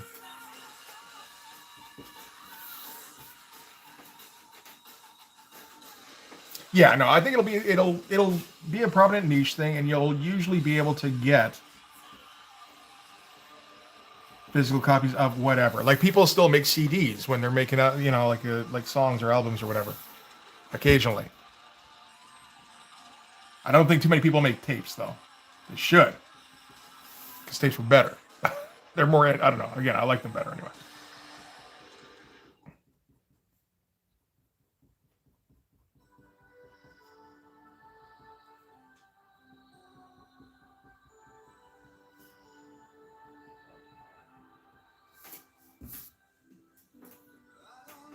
Blu-rays have no bells and whistles now. You just the movie. Yeah. I mean, on the plus side, they're also Blu-ray and not DVD, which means that they won't just last for 5 years and then stop working. So that's nice. It's kind of a trade-off, I guess.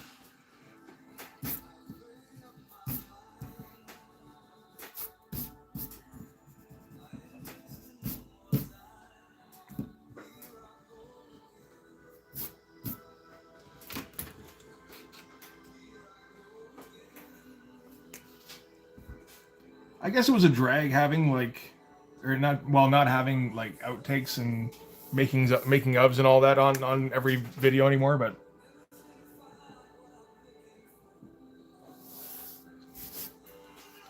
I don't know why they wouldn't either. It's like because they're shooting all that shit for content so that they can upload it on YouTube or whatever.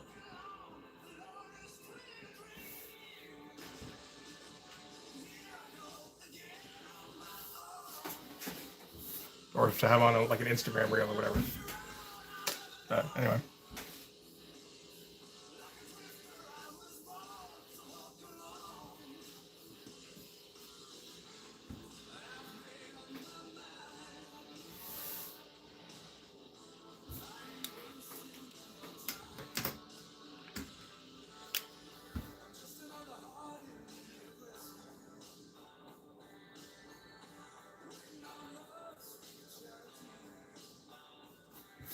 Let's maybe increase the outline here.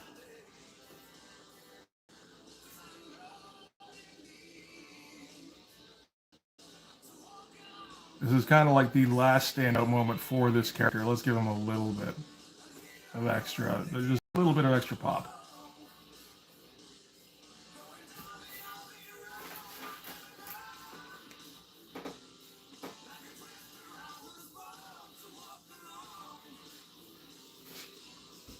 Well, no, of course they don't want to be there, but it's like a contractual obligation, you know?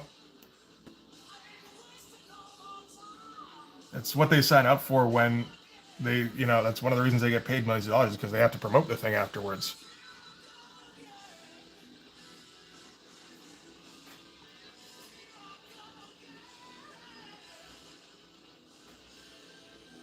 Usually for like hours on end in a shitty hotel somewhere. Well, maybe not shitty, but seems shitty, I'm sure, when you just want to be home. Is there pixelation going on?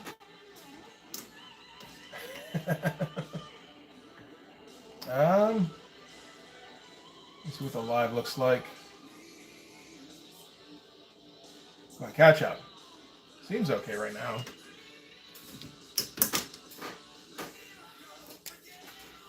Oh. Seems to... Weird. Okay. Some kind of menu came up on my phone. It's like, why would a menu come up on my phone when I haven't been touching it? Doesn't make any sense. Maybe it was when I plugged it in. Who knows? Must have been. Hope it was.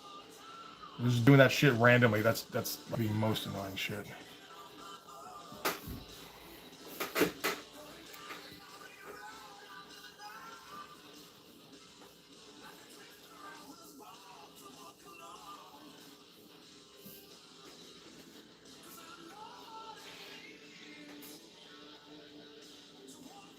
Hey Daryl, how's it going?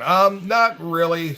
I worked out this stuff for about 5 minutes beforehand, just on a big piece of scrap paper before. And yeah, I mean, largely this is the thumbnail, right? So, because I'm not going into huge amounts of detail on the pencils.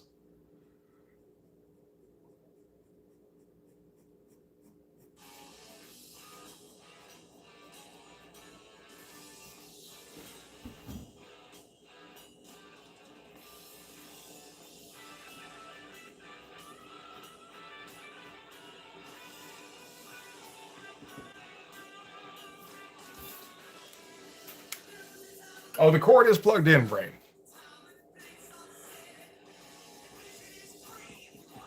Sorry, man. If you leave, you miss stuff like that. Yeah, you miss the important bits.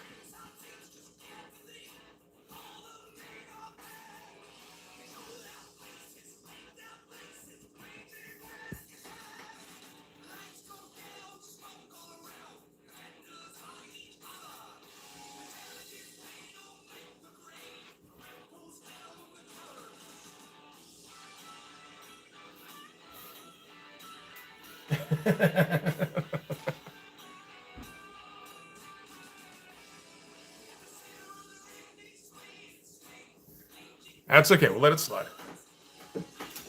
Just because we usually let everything slide.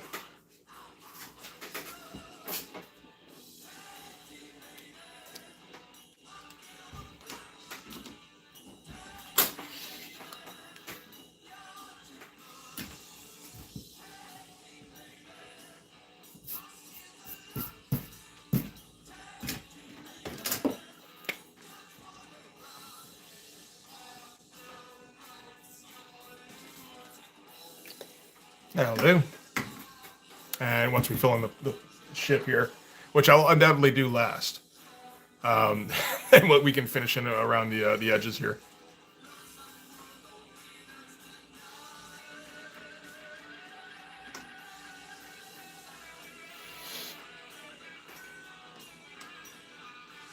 I feel like you're probably better off just kind of looking up awkward movie promo interviews or something on YouTube. Because I mean, otherwise you're just gonna get, like, most of the ones you look at, they're just gonna be the guy kind of 80% selling a thing, going, "Yeah, it's really good. I was in it, so like watch it and stuff, please."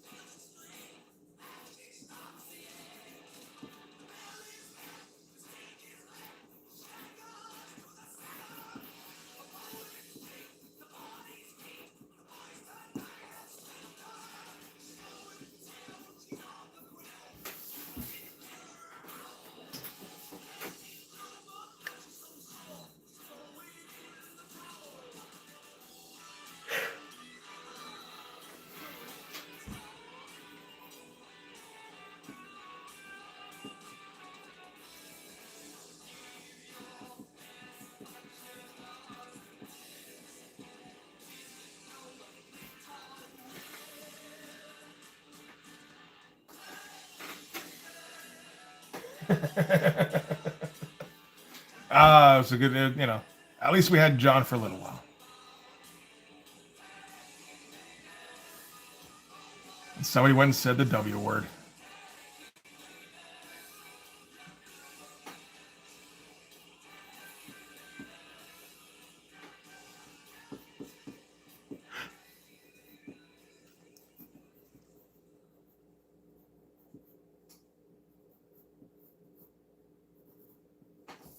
Let's see here.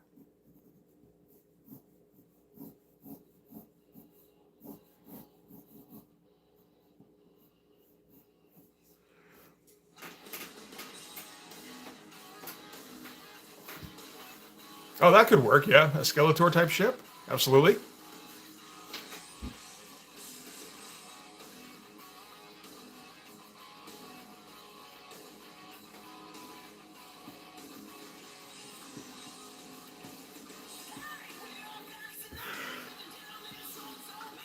Jesus Christ. Rain again.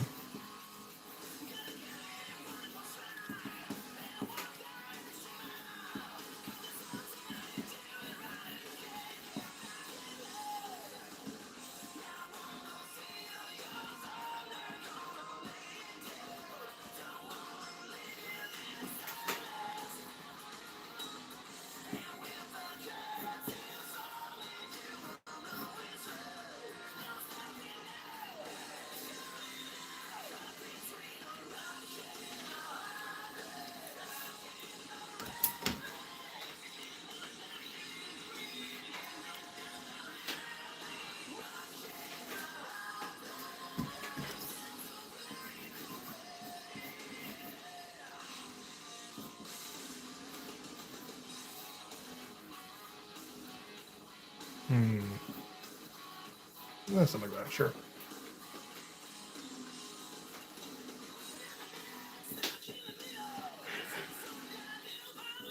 Holy shit, can't stop yawning now.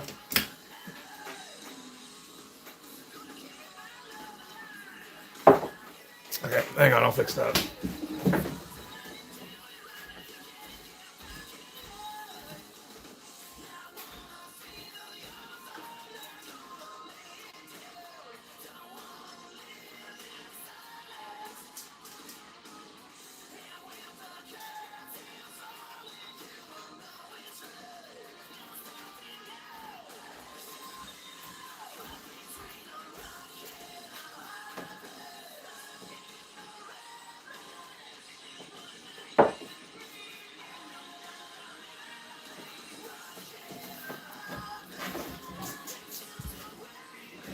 Well, the thing is that they usually still do those, Monty, right?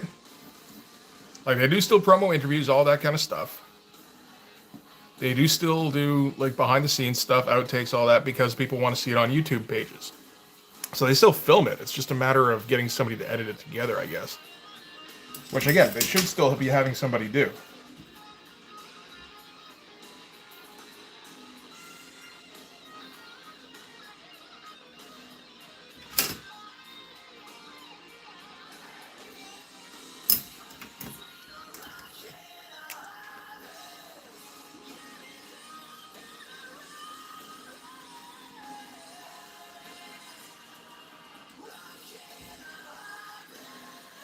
Hey, Sav, how's it going, buddy?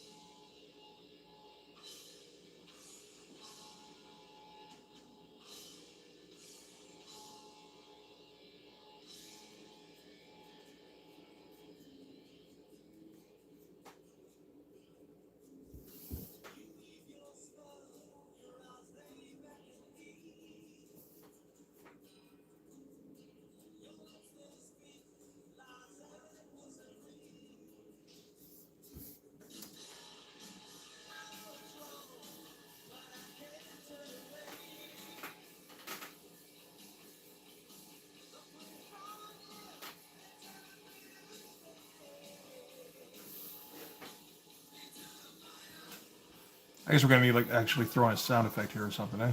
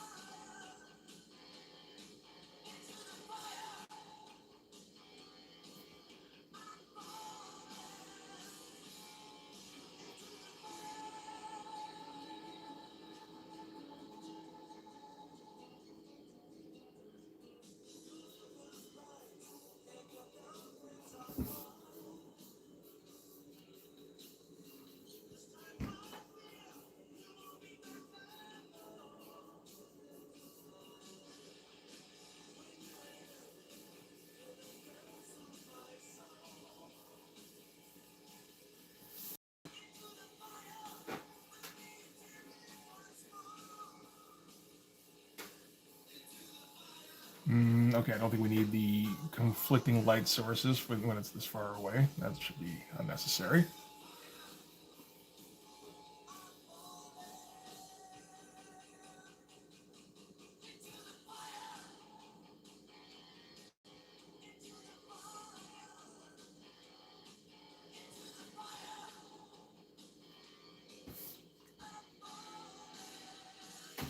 So where did it cost more?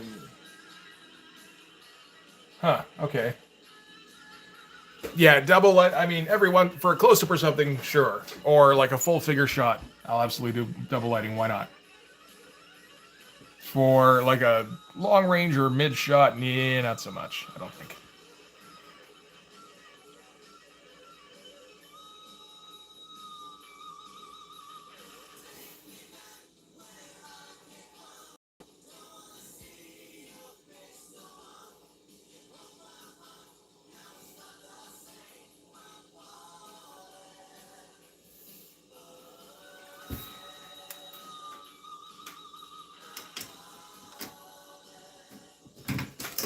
You know, there'll undoubtedly be instances where I want to go like double lighting on a tiny figure, and you know, hey, we might even do it. Who knows?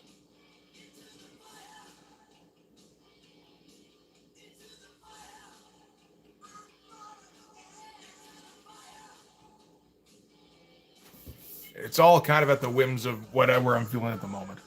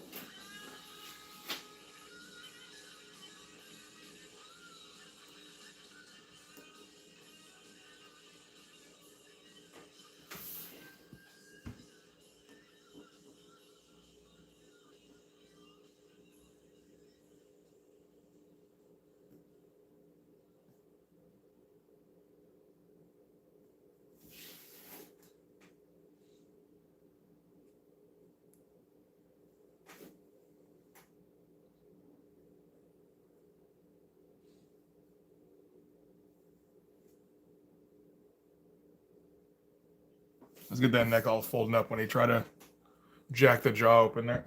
Jack the jaw open. There you go. Something like that.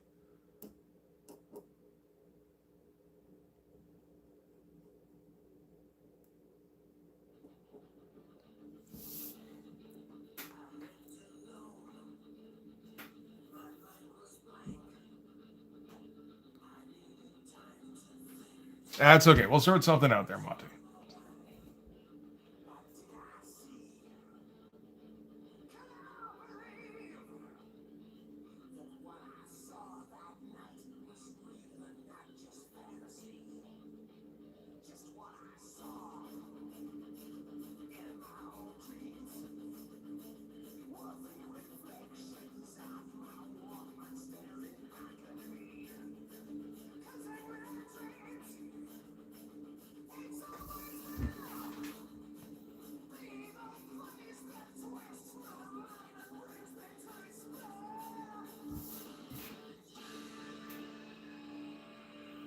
How does autocorrect not know what a clerk is by now? Mine does. Oh, mine was the full version with like 12 letters.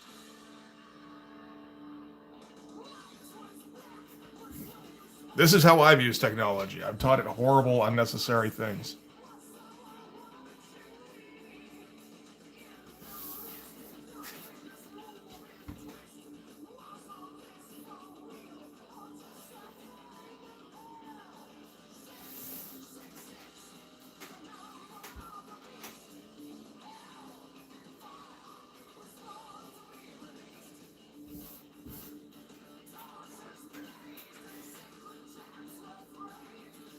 Autocorrect knows what Cerebus is?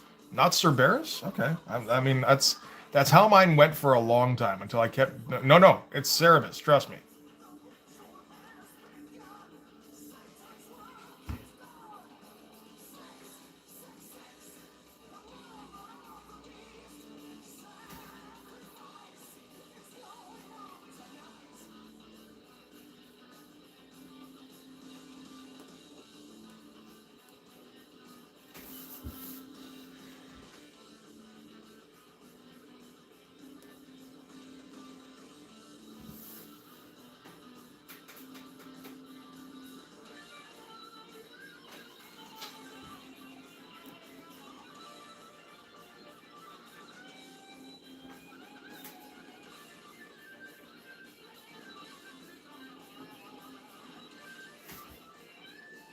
Well, it's like, do you want to inflict the horrible, unnecessary things on the technology, or do you want the technology to inflict horrible, unnecessary things on you, right?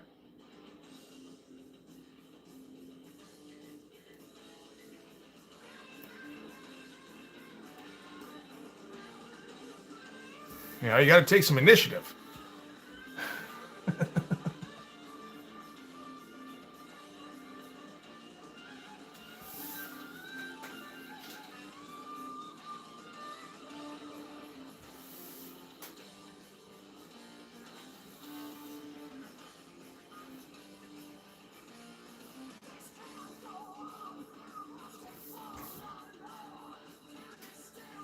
Why not both? Well, I mean, if you're into that kind of relationship, sure, I guess.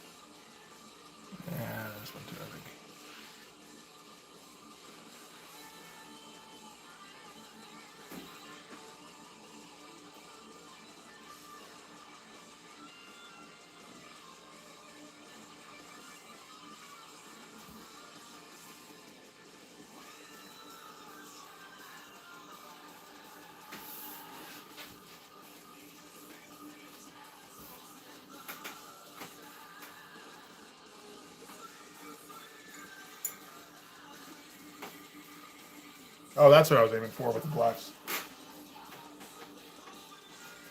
Didn't take long to forget.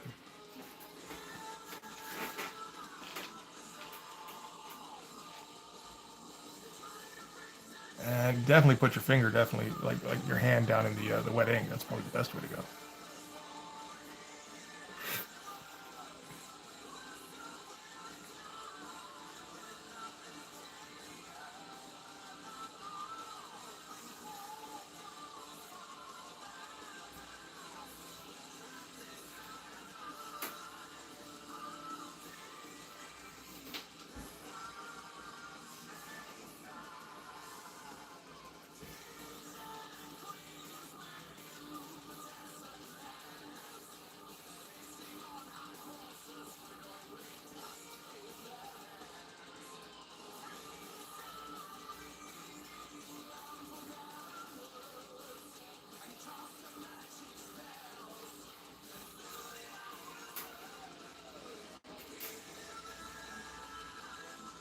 No, I don't think that's the worst thing there, Robo. Actually, I mean, like if you do that consistently, that's fine. That's the character of your book.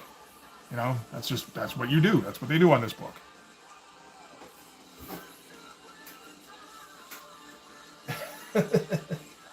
I think what I need is like a nun with a ruler.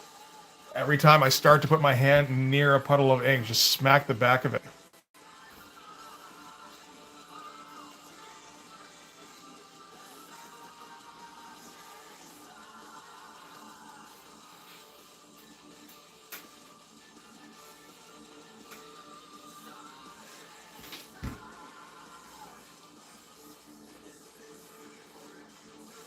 Like I'll learn eventually, probably, maybe.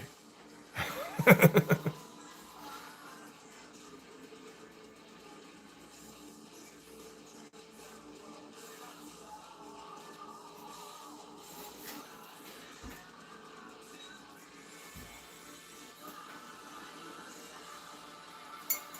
yeah, I mean, like that is just like the character of the book at that point.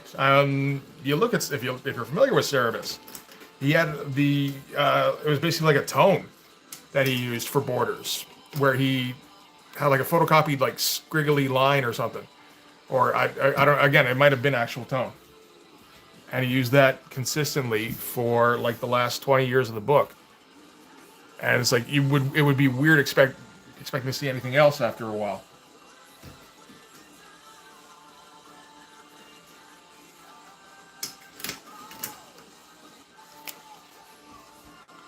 Well, like whatever you decide to do, as long as you're consistent with it, then that is going to become what the book is. Maybe the O3.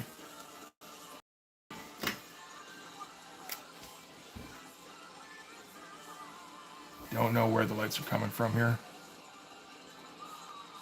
I guess we're going with the window here.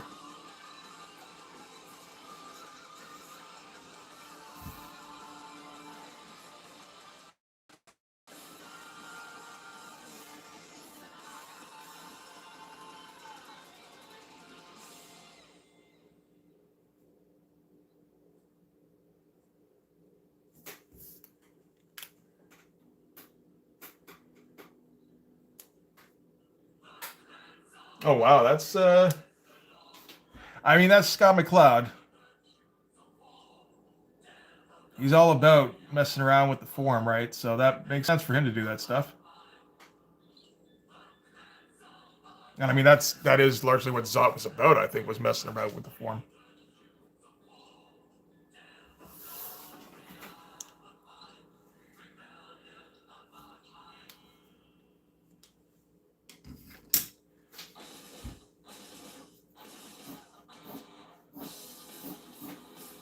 We need like a shuck sound effect here.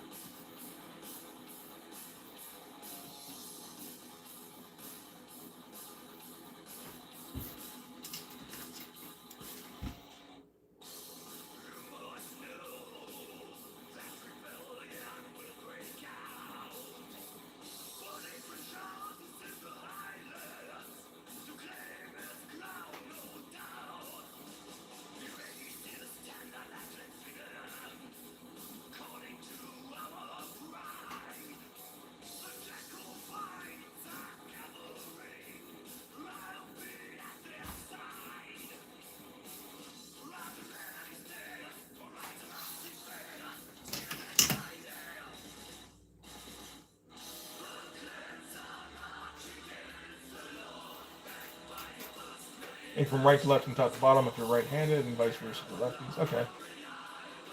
Yeah, I mean, that does leave out the method I use though, which is ink the pages or ink the panels that you think you can ink first.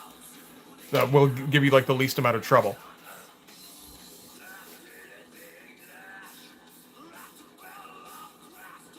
So is that one on the left or the right? Yeah, it doesn't necessarily adhere to that.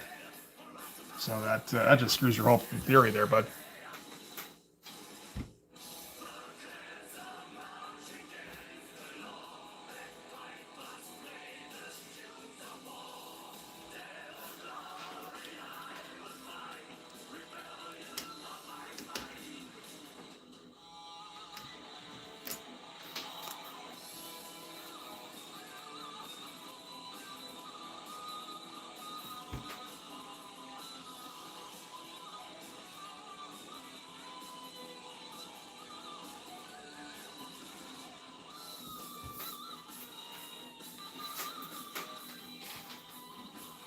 Yeah, see, like it's all well and good in theory, but you know.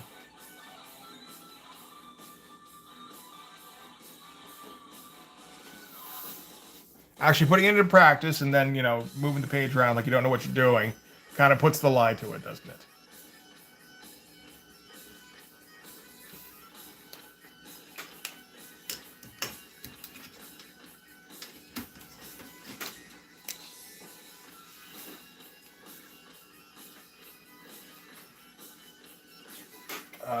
Oh, where's my curved ruler? That'll be helpful. I can see you. Out. There we go.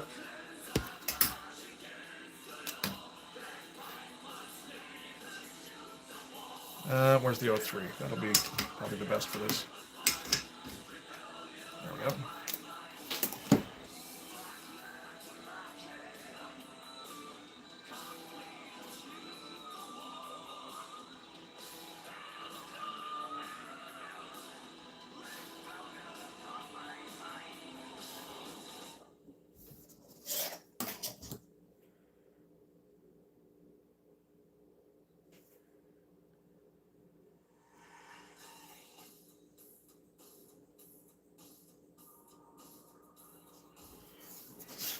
That feels like it's not quite the right curve, but oh well, at this point.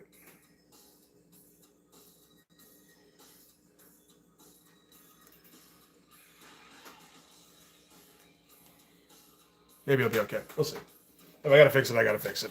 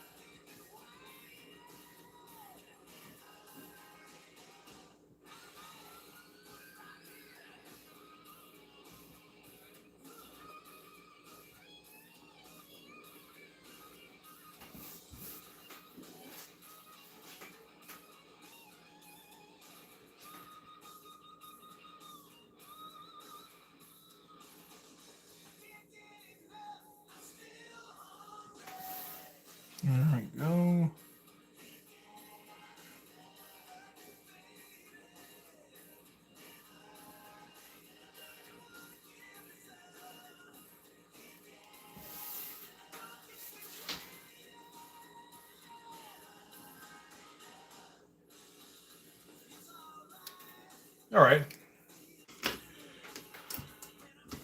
Looks maybe less like a duck down. We'll see, I guess. Still have work to do.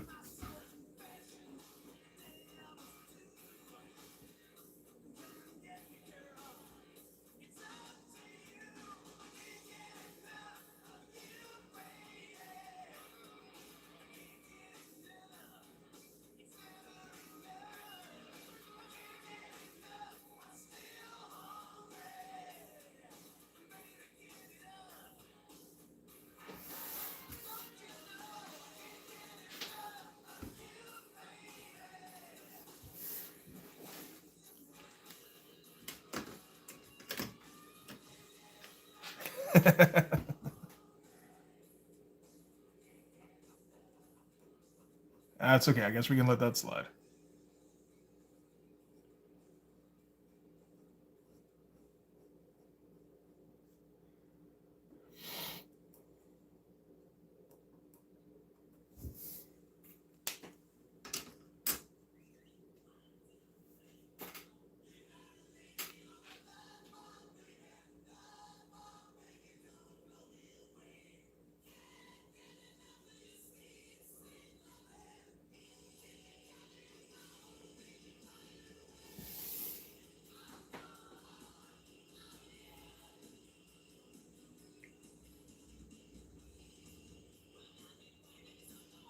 Okay.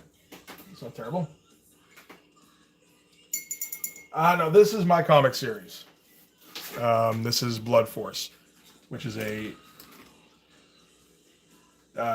satire of 90s extreme stuff. And this is issue 6 of it. So this is the last issue in the arc. So this is the one I've been kind of building up to for like 3 years or whatever it is.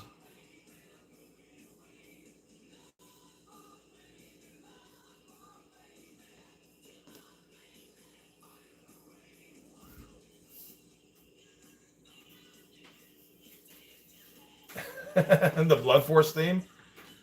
Sure, I could find that.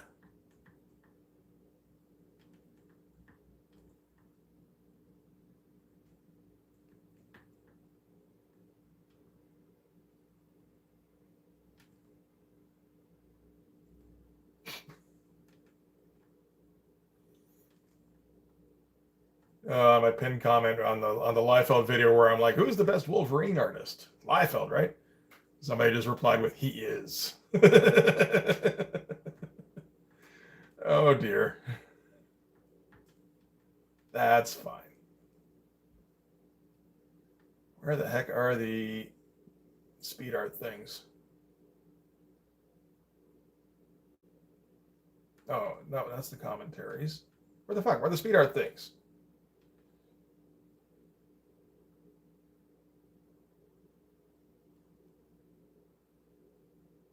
Is it not a public playlist anymore? It might not be.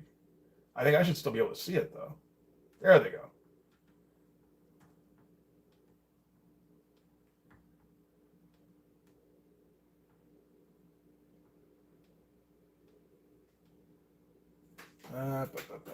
Where's the...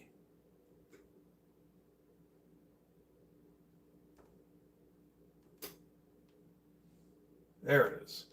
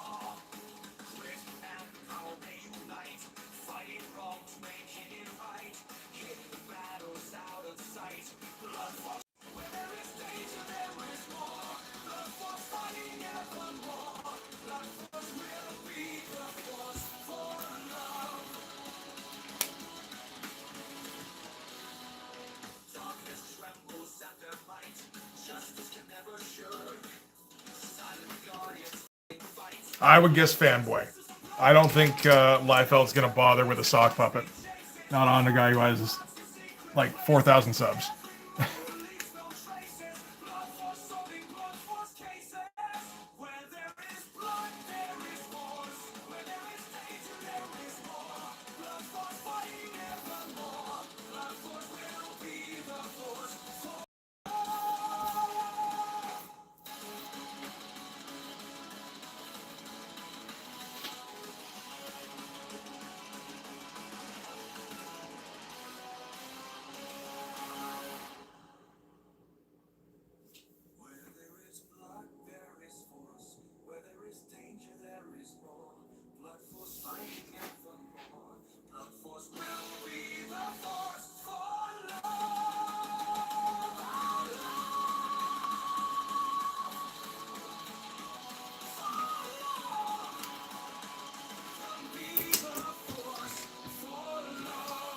Pretty close. 3.92 subscribers, yeah.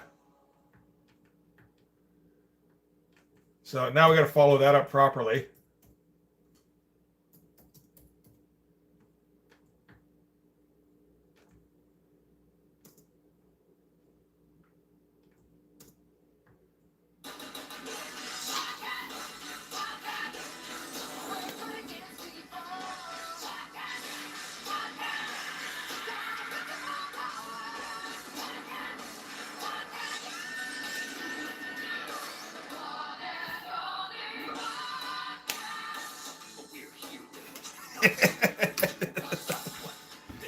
Oh,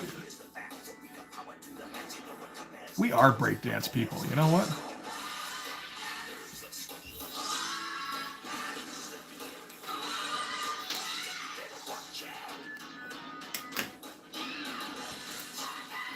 Oh.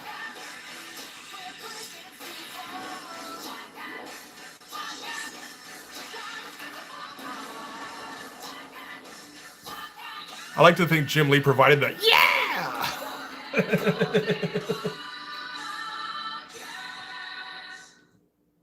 There we go.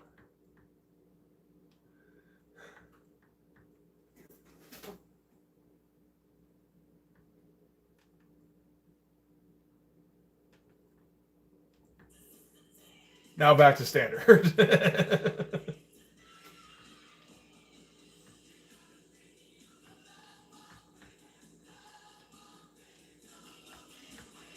Oh, this is a little low again. There we go.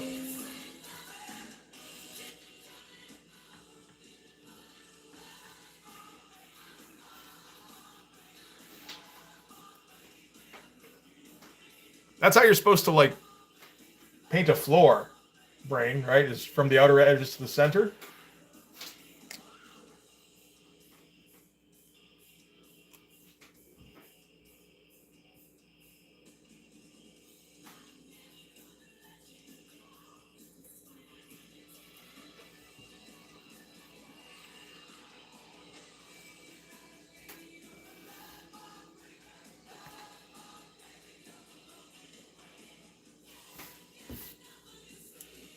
Works every time. Exactly.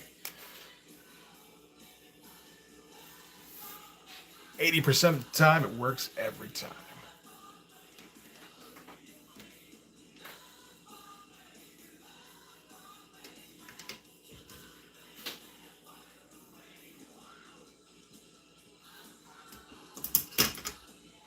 I actually want to do like some Jim Lee like blood on this thing. That seems like a good thing to do.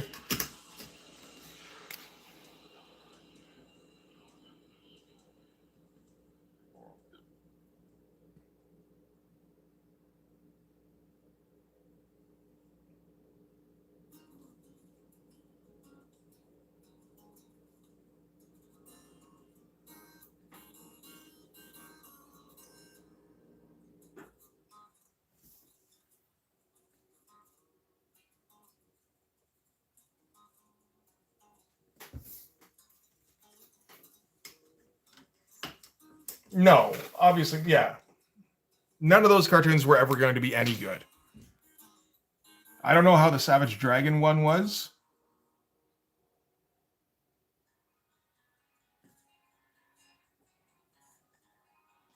I feel like that would have a slightly higher likelihood of being good because Eric Larson really cares about Savage Dragon, but doesn't necessarily mean like, you know, he doesn't know how to oversee that kind of shit either. So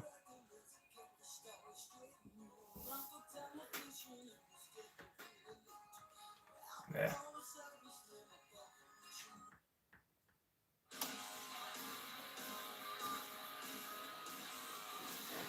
Like the funny thing is the Max one turned out to be by far the best one because it wasn't trying to be a money grab. It was just like some fucking art school kids had an idea about doing this thing, and Sam Key's like, yeah, okay. Or film school kids, I guess. And then they were terrified of making it any different from the comic, so they used the comic as the source material for like everything.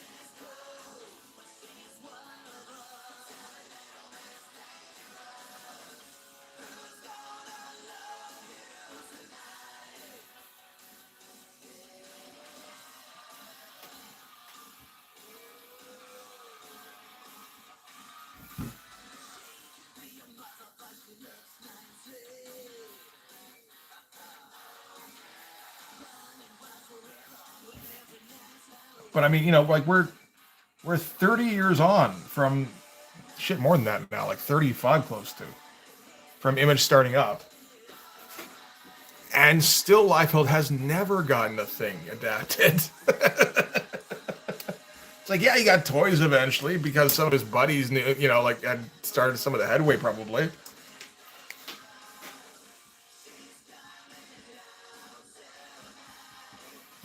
But like he can't get anything done on his own.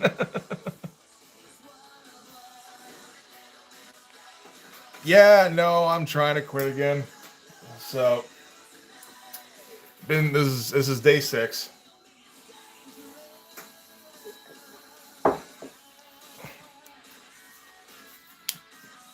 I'm not happy about it.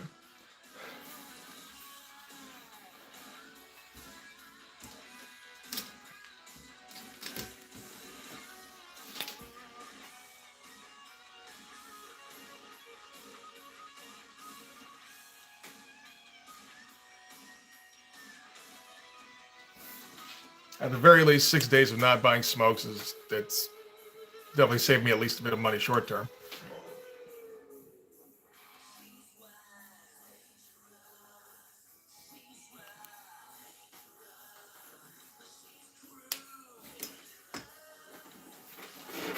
Actually, let me stretch my legs a little bit here.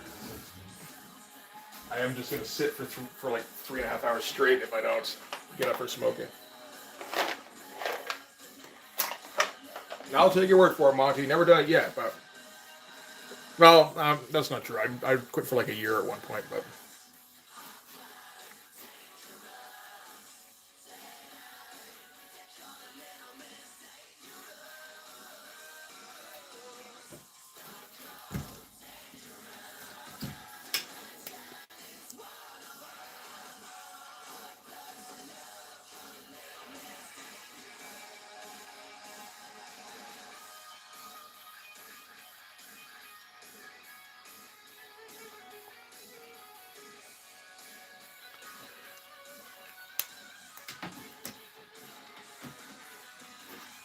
well, I stopped smoking for a few days anyway. We'll see if I stop smoking. I can think I have, but who knows if tomorrow me will agree, you know?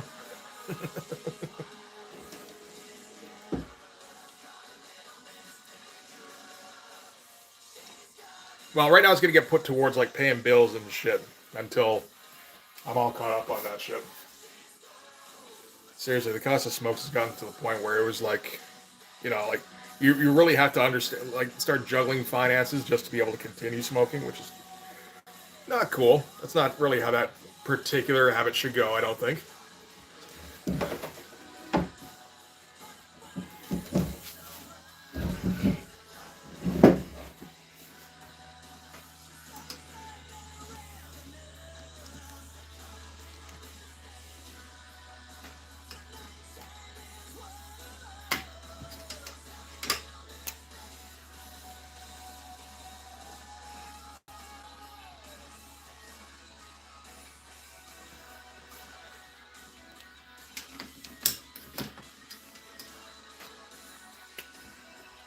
Well, thankfully I don't do that either.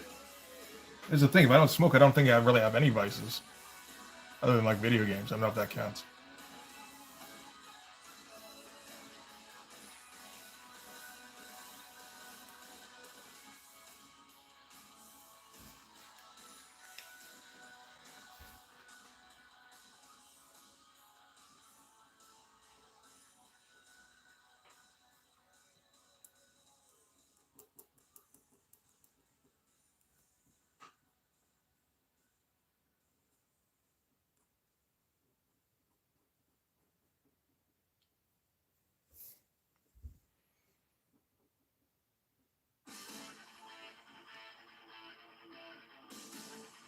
I don't think we need double lighting here either.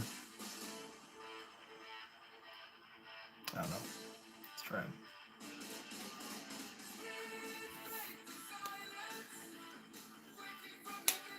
Gotta find something to take a place of smokes. Yeah, I mean, right now I'm going with gum. That's my usual go-to. After that, I mean, probably comics, right? Like working. Not the worst idea.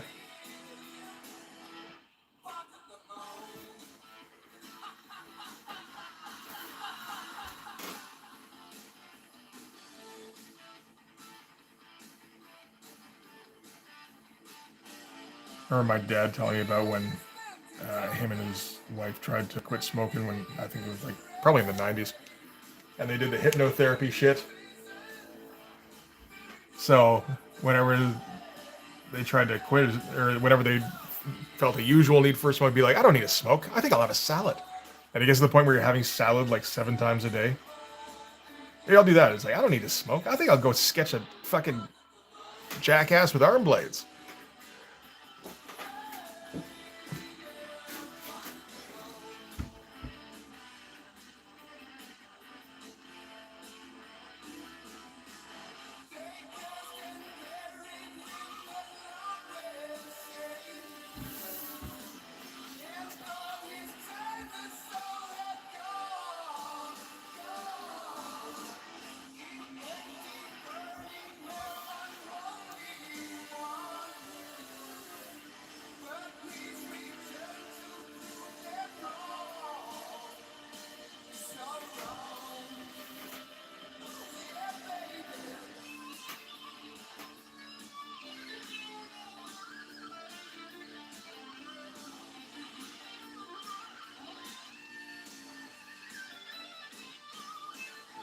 That does remind me, though, I need to go down to the store after this and buy, like, a lot more gum.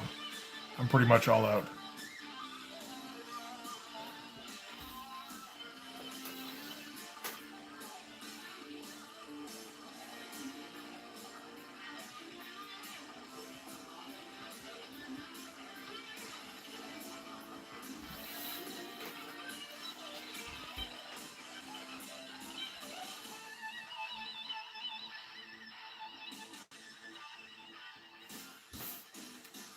Buy more Liefeld comics. I do have a whole bunch more sitting in my bin, in my cart. If that guy decides to go ahead and commission the Sam Keith thing, that's the first thing. Well, that's what I'm doing with it. Say that's the first thing I'm gonna have money for anything else after that.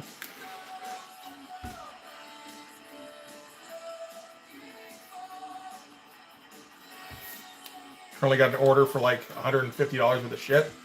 That's gonna need like another $50 worth of shipping at least.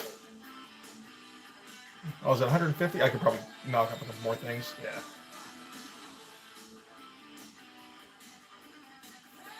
Oh, don't need that anymore now. I was trying to get a copy of Action Comics number 593, but it seems like it's like impossible.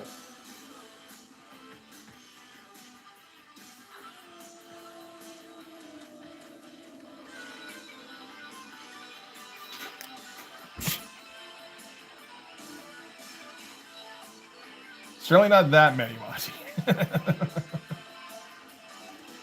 Plus, I plan on using all mine to for the whiteout pens.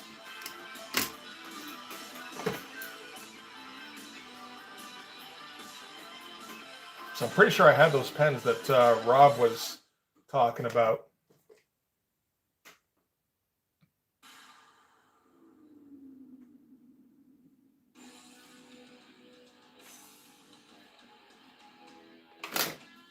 I don't know, I've got like 4 or 5 different kinds of whiteout pens out here.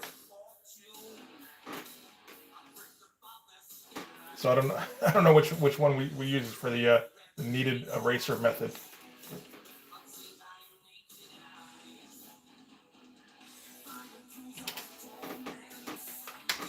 Not the Poscas, I don't think. I don't think it's these Flymax ones either. I'm thinking maybe. No, that's Art and Fly. That seems like it's the same thing. The Jelly Roll ones. That seems about right.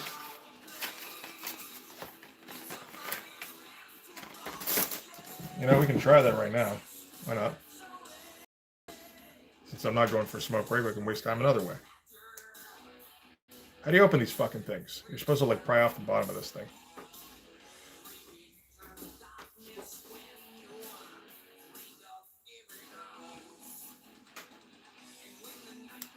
Other things might work, but I don't use the kneaded eraser for anything else, so it works for me. Where's my X-Acto? It's always good when you lose your X-Acto. There we go.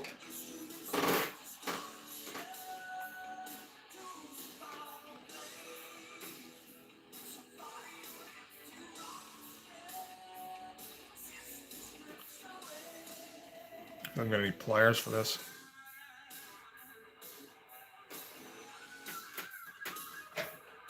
Gravy acrylic markers. Huh, okay. I'm gonna get the pliers up. Hang on.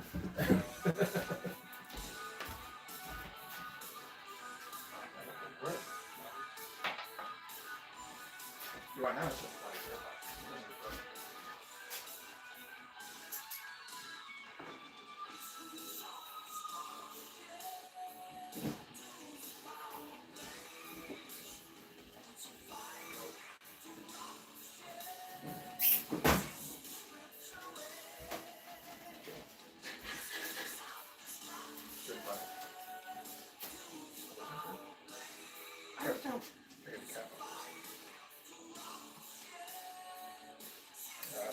This is just like pushing the.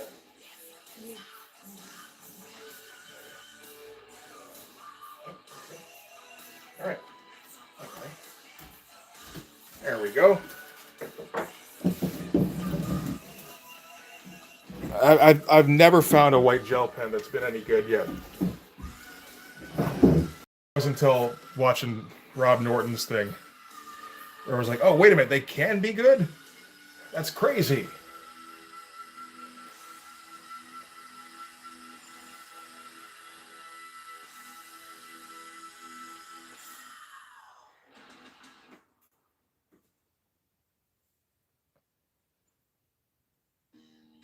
I'm gonna roll that shit really thin to actually fit it in the holder. Hang on.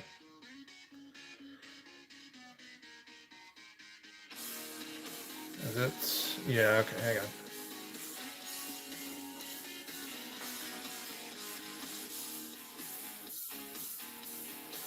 Oop.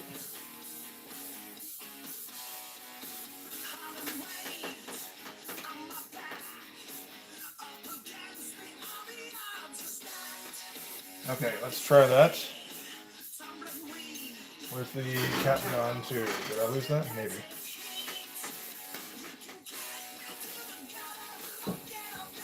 Nothing yet. Okay, but nothing really pressing it to change the pressure.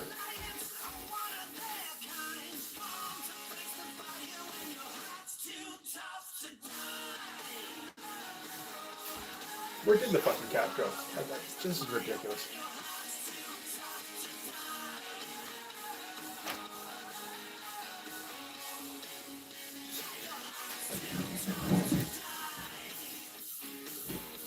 Let's just try it like that.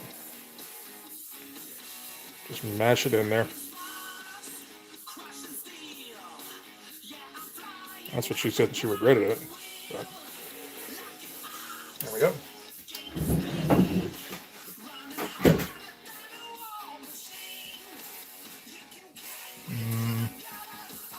Not much better yet.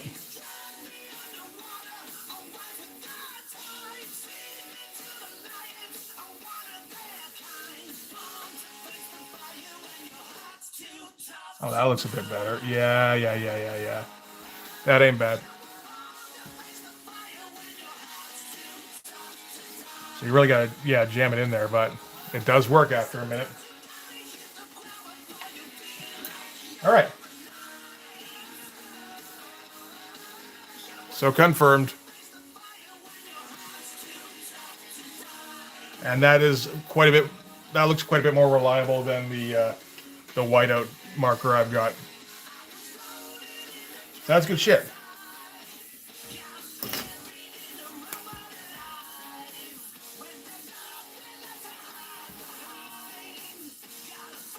Yeah, at least get something with, like, get some skinny lines going now.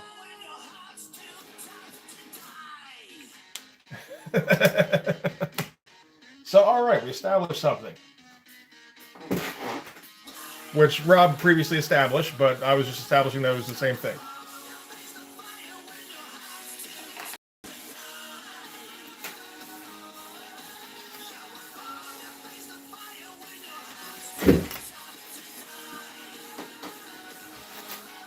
But yeah, that's nice.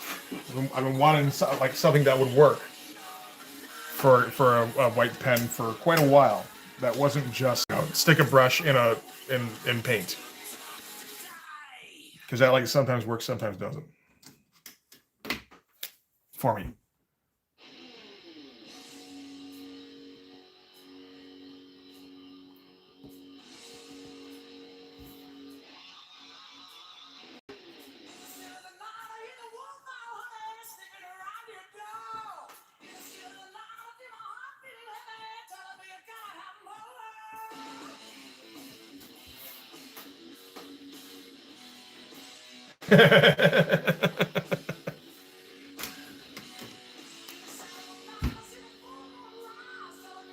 I feel like just the fact that Brain's perceptions have been challenged means he's likely out of here in a little bit. That's okay.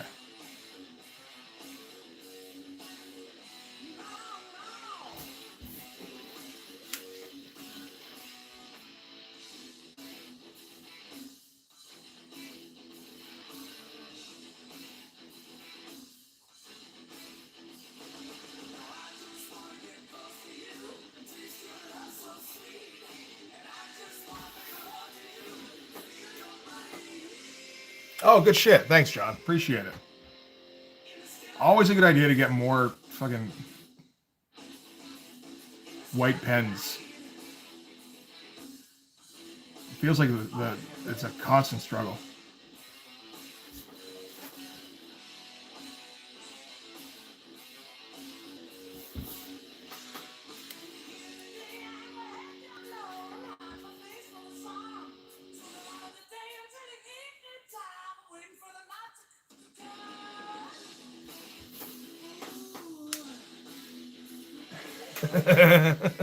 Are we allowed to establish that? I don't know, man. We might be breaking YouTube regulations.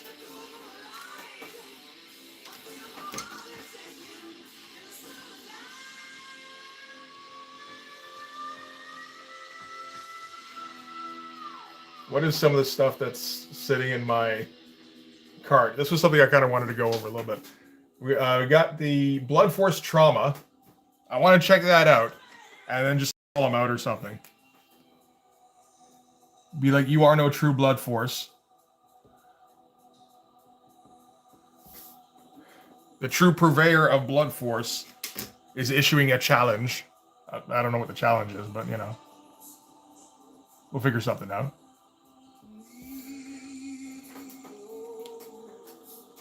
A whole bunch of issues of Demon Slayer, which I found out is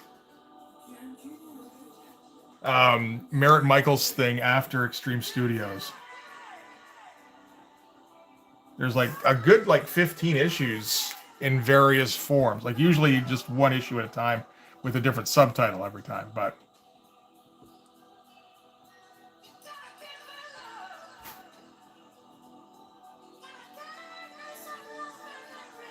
I think that would be worth going over because I'm all out of Merritt stuff pretty much. I mean, there's Blind Side. It's like I'll probably go over that at some point, and I do have Battlestone #2 scheduled for reasonably soon.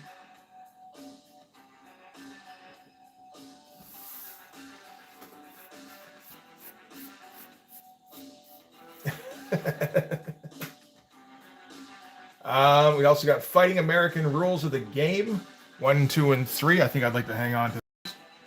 Dogs of War would also be good. They might be the better one, actually. I don't know. Which one's sooner after the first 2 issues?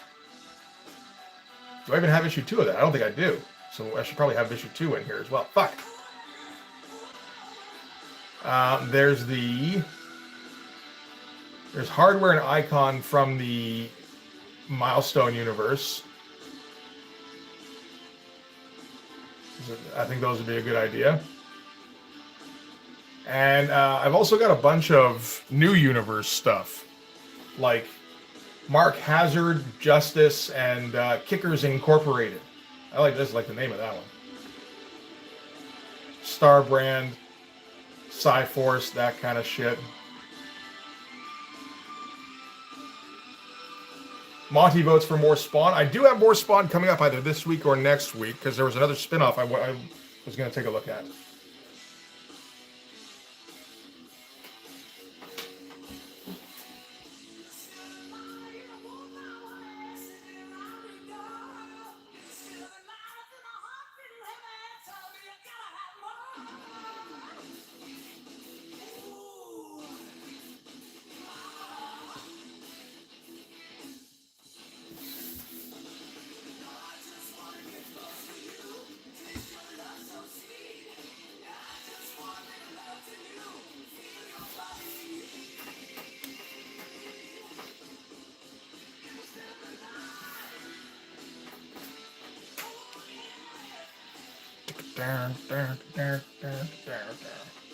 I'm going to go early and cover Night Mask.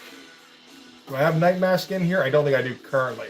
I could drop Cyforce for it, I think.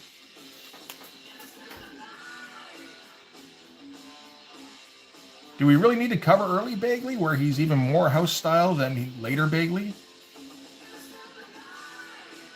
Like, if you guys insist, I will, but I don't have a whole lot of good things to say about Mark Bagley other than, I'm sure he got this page in on time.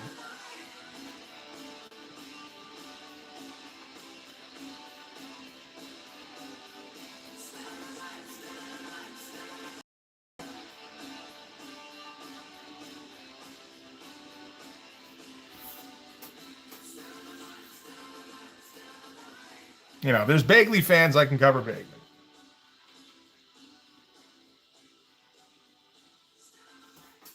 I know Bagley is not one I've covered very much before, again, because I just don't have a whole lot to say. It's like covering Paul Ryan books. So I can do it and be like, yep, the whole drawings of things, you can tell what the things are because they don't look like anything else.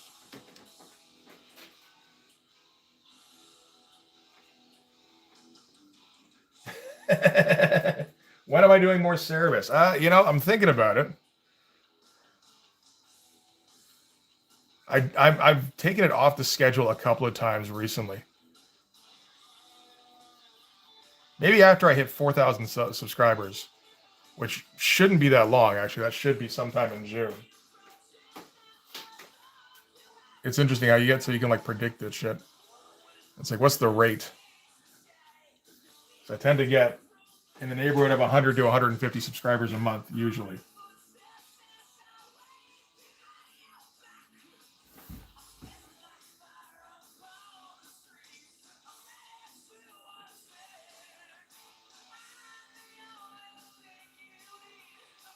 So maybe after that, I'll reset.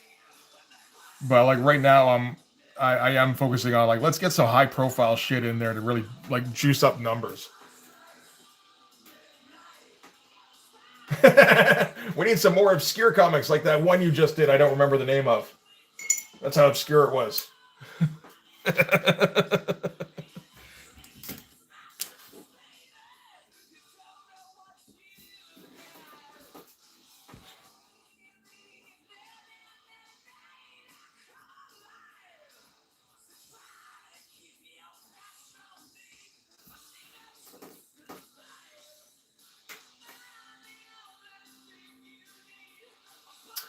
Dan Close? No, I don't think. I mean, for one thing, I don't have any Dan Close. Oh, I confuse him with Peter Bagg. Dan Close does not 8 Ball. Fuck, which one does he do? I know the guy. That's the my buddy Jay's fucking obsessed with him. Oh, he did do 8 Ball and Ghost World and that kind of shit. Like a Velvet Glove, casting out. Yeah. Pusey. That one too. Peter Bagg did Hate. Thank you. Okay. It's been a long time since I read an issue of the Comics Journal. You know? Like probably since the 90s.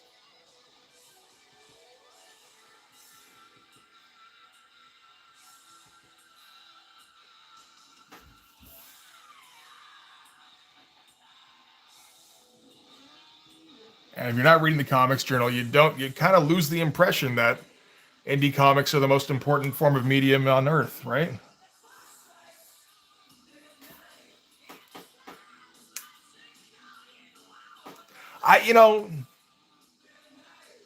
I'm sure I would like to read it. I don't know if I want to review it is the thing, right?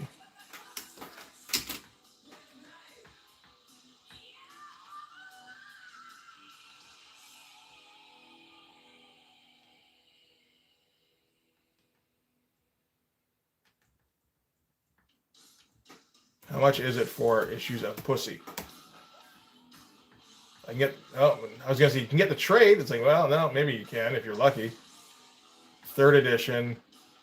Okay, so there are no issues. It's just a volume. All right.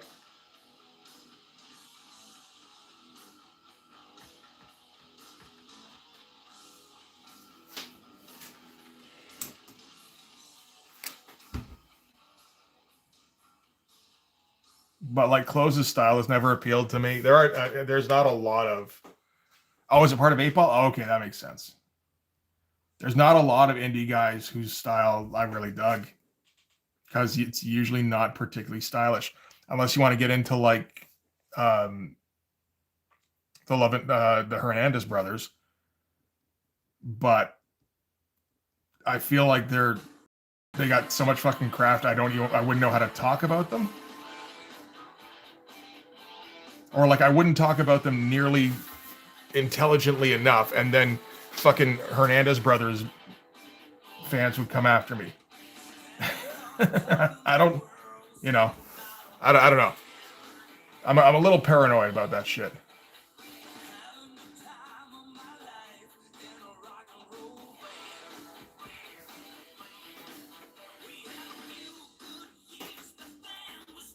I would like to do Scud. It's I think the first issue is a little bit pricey, but I definitely love his style. When's let's see, first one is 1994. First issue, yeah, can't get a copy of the first issue for less than $50 by the looks of it, and that's not even a fine copy.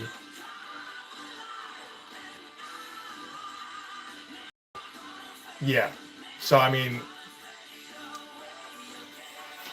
that is how all my reviews are, but most of them are about Image Guys, so nobody cares.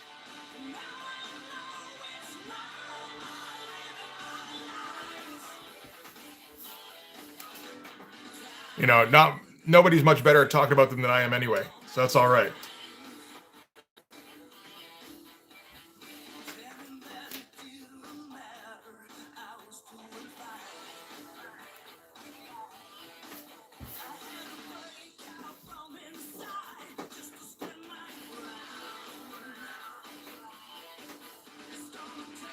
Only the Life of Peeps. True. Well, you get a few. I mean, if you get enough views, you'll get people giving you shit no matter what. My Alien Legion one, which somehow ended up being like the second most viewed video on my channel. I don't even know how that happened. A lot of people are just kind of were just kind of stoked. It's like, holy shit, somebody's talking about Alien Legion. Nobody does that. And then I got like 2 or 3 people being like, what's the point of making a video if you're not going to do all your research? It's like, I did do research. If by not doing your research, you mean not reading every issue and not reading up on every press release and every interview, no, I'm not going to do that shit for a fucking half-hour video that I'm tossing off on, you know, that's basically trying to give a first impression with a little bit of history that I was able to find with a little bit of digging, you know.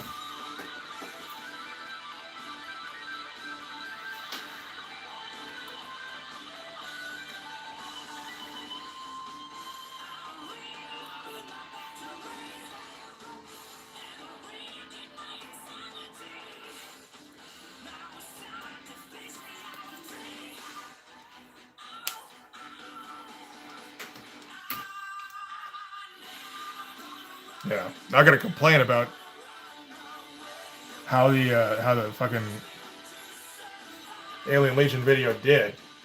I think that video made me like $50 total, or like 40, something like that, which is like, again, about as good as anything has done.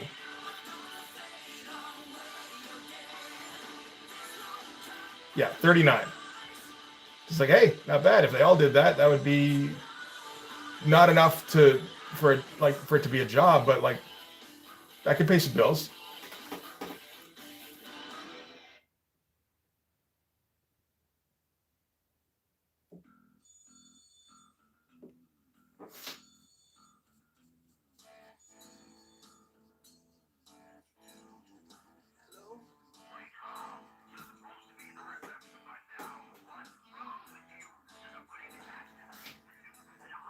If we're talking about the comic here, this isn't going to be a double page spread, but the next 2 pages is going to be, which ought to be fun.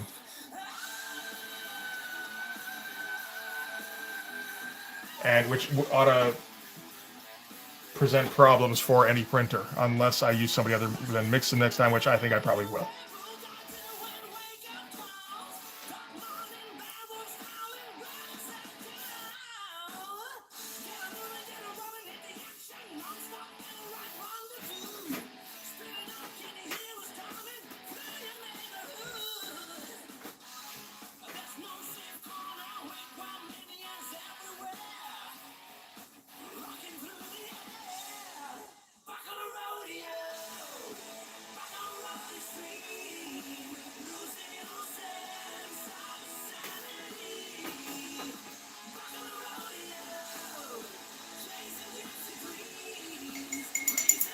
Troll with a Toronto accent. Those Toronto accents don't exist. I refuse to acknowledge your fake Toronto accent.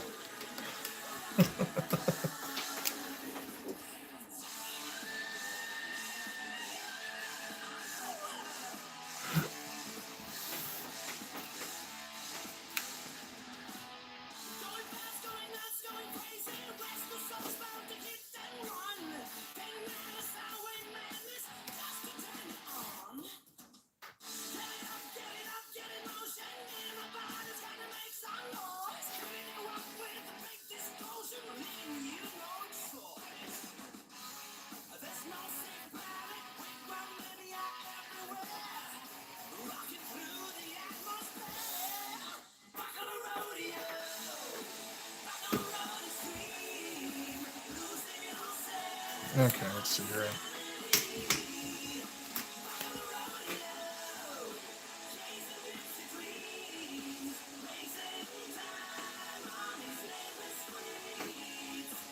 Clean these lines up a little bit.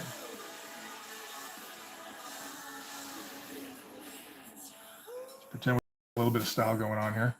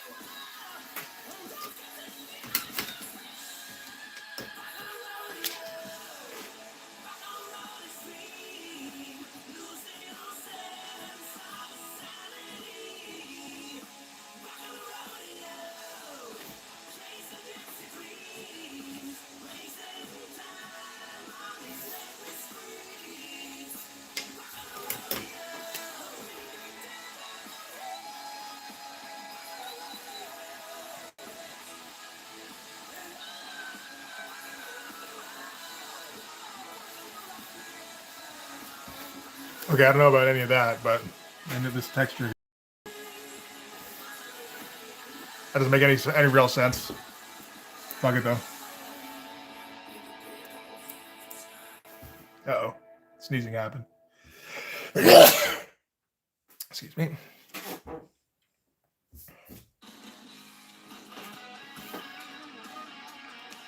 Oh, the characters are troll. I like that one.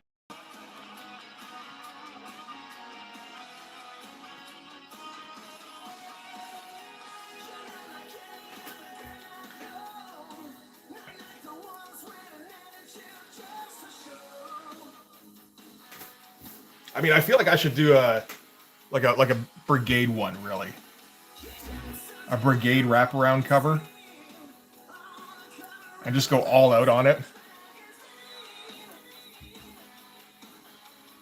Who do you put as in the Magneto position though? Is it Genocide from issue 2? And you just put like a word balloon coming out of his mouth going, "Splendid!"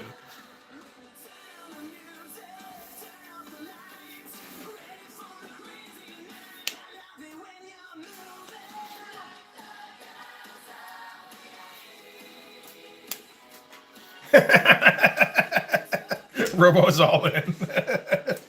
All right. That's good to know.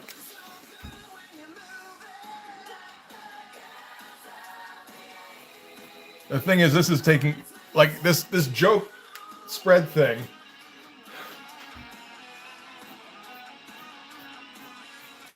Would probably take me like 2 months to finish, right? That's 2 months I could be working on like real comic shit.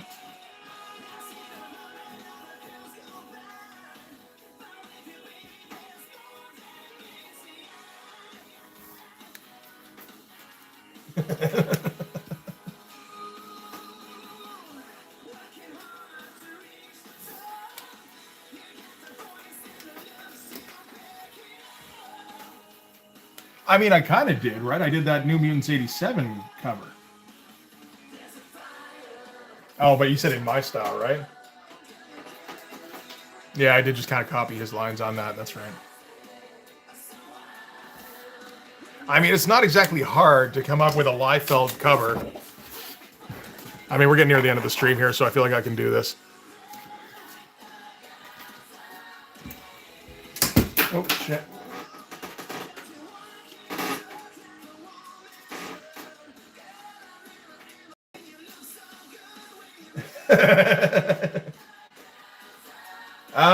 I don't think there's any wedding. It was all, the recent stuff's all been Micron Pigma, I think. But thanks for pointing it out. I appreciate it. So, yeah, sure, let's do that. Standard Rob Liefeld cover. Tell me if you've seen this cover before.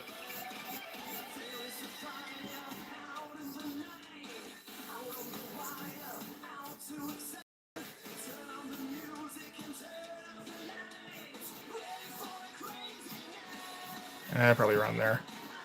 Probably help if I was looking at it.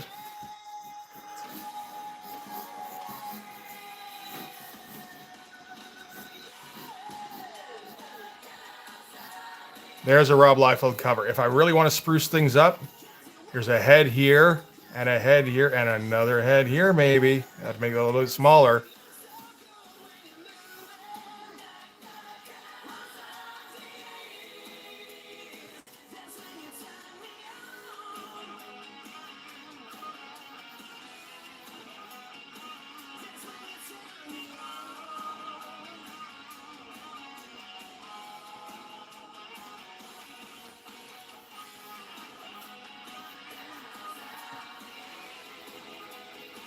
Gotta underlay this head now.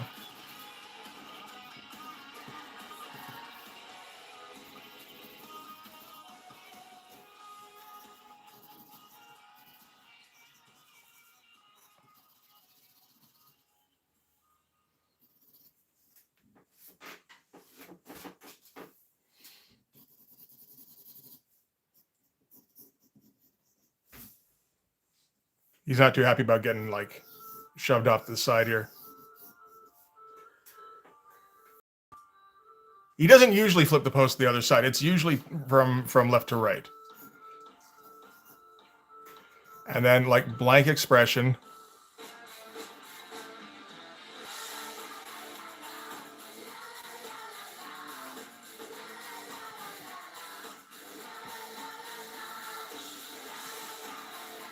With mouth open.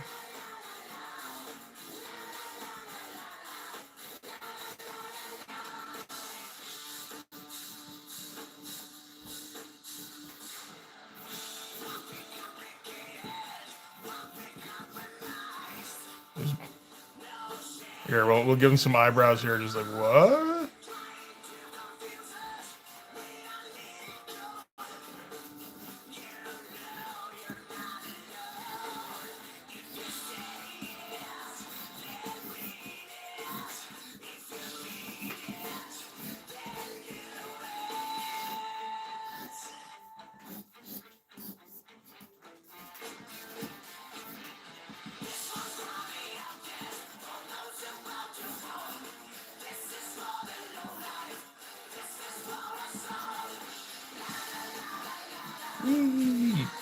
There's a hand, sure.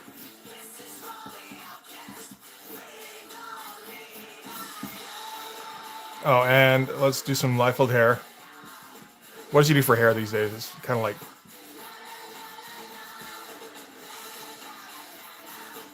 Yeah, that's Liefeld hair these days.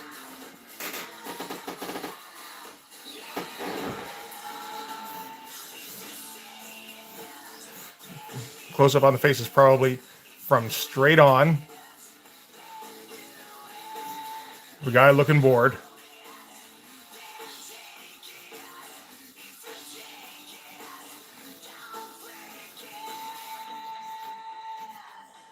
Because he's had to watch Rob draw this cover for all of 7 minutes. And he doesn't have the attention span for that. And then somebody else here. Maybe a villain, so like growling and shit. But if it's a villain, he's also going to have a minimal costume design. So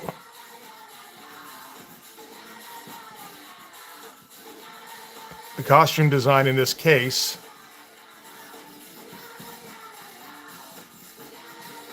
he doesn't have a nose.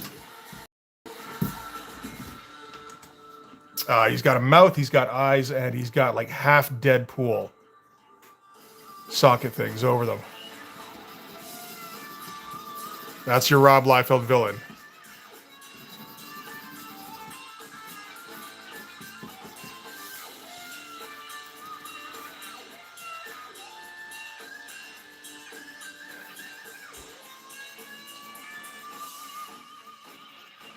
I need to emphasize the shock on this guy. Just what?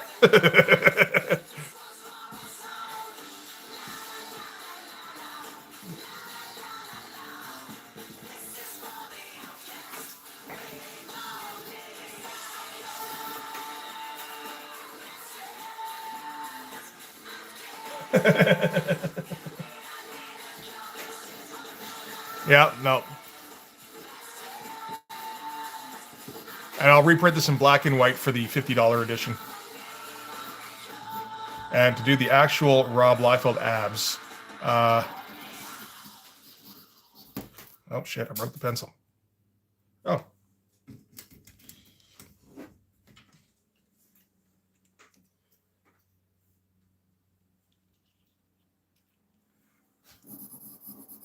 There's the Rob Liefeld abs. And the Rob Liefeld pecs.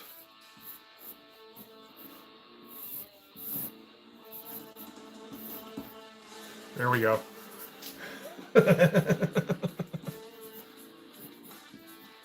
And then you draw them in later as like a texture.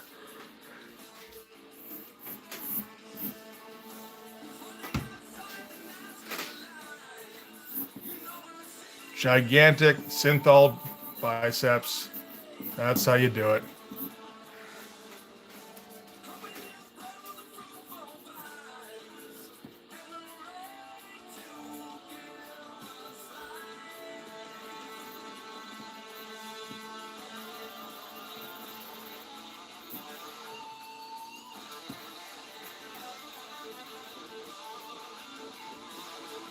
Going to different Mexican restaurants for 30 minutes? Okay. I mean, I'm not judging how you spend your free time.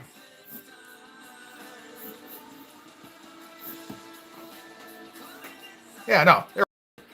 Now, who would we make this? If it's in my style. I mean, it's got to be Hawkstab, right?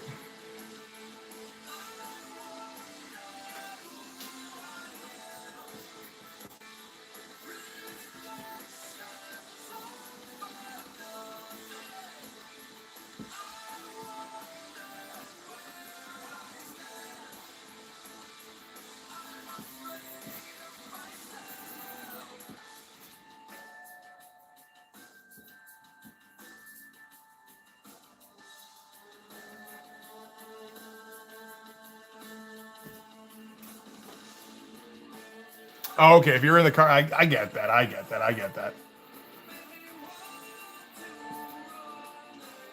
There we go. We're gonna make him absolutely fucking insane.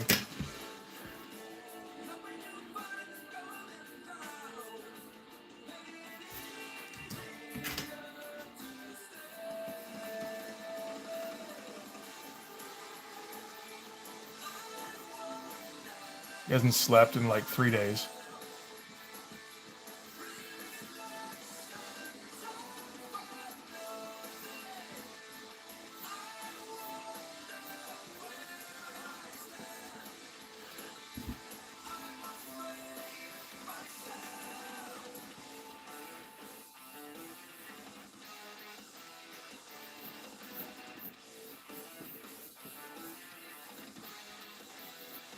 He's a little bit melty, but that's okay.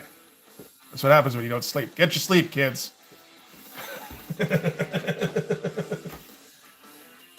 This will bring them. So, in case we're curious, this is Blood Force issue 6, page 1 for everybody who wants this original Rob Liefeld homage cover on the back. Bidding starts at 50 cents. I expect to get up to 75, like that though, just to warn you.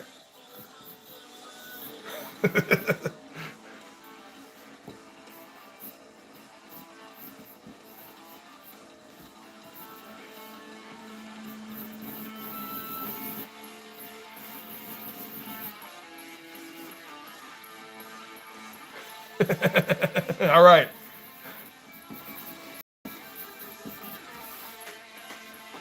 Robo's going all in right out the gate. I bet you're very popular at poker tables.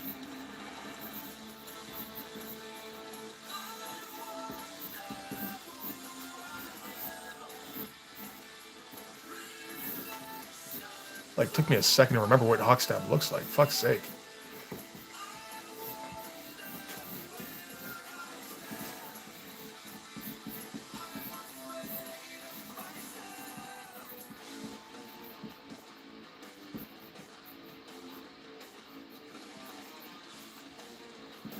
Watch this like show through. So whoever buys if anybody bought the page, it's like, you know, you display in your house and it's like, wait a minute, what is that? You turn over, oh my God. What's I'm just gonna do with 50 deer?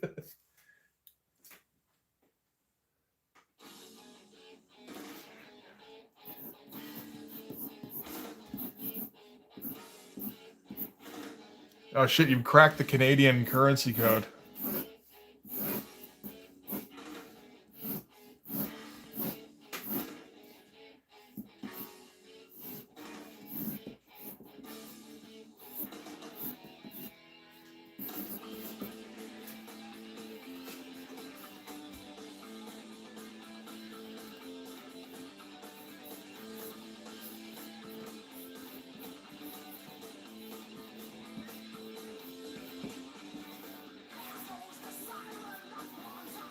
There we go. That's Hawkstab's battle cry. Warg!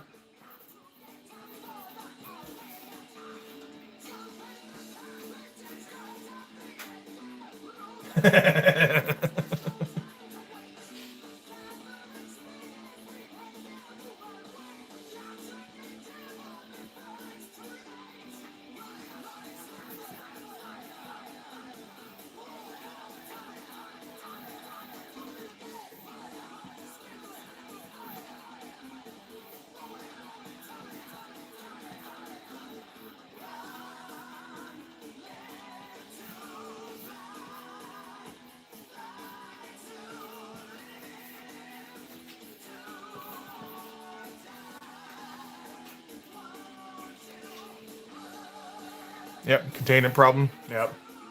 That's the kind of thing you take care of in the inks, particularly now that I have my my white pen that works, right? And also, we need a Liefeld area in here.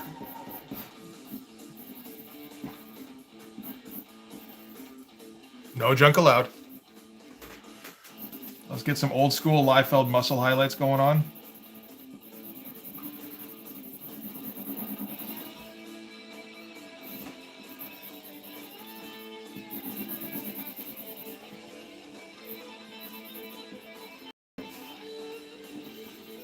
There we go. That's good shit. Just upping this the value on this thing with every stroke of the pencil. Can't help it. The value's gone out of control.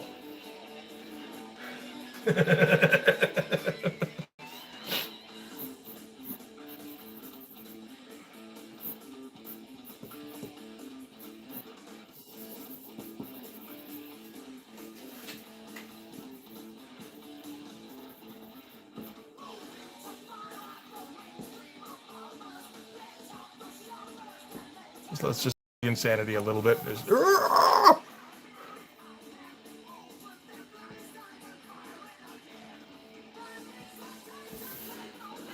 There we go.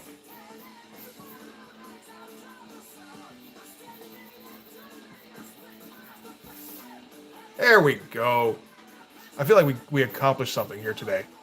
You know what we did? We established something. Brain, I don't know if you want to stick around any longer.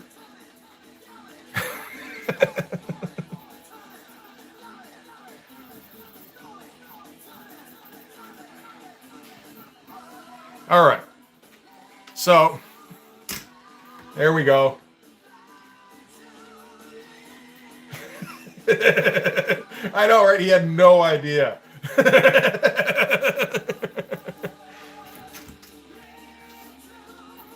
5 minutes and he sussed it out. It's like, shit. I guess it was right there all along, wasn't it? How about devoting 20 minutes to this thing as just like a, you know, a bit of an FU to Rob.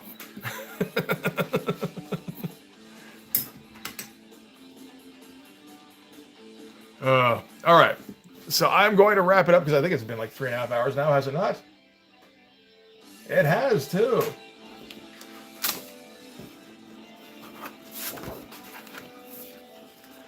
I think I'll try and edit that into a short, like one of the live highlight things, because YouTube likes to do those now.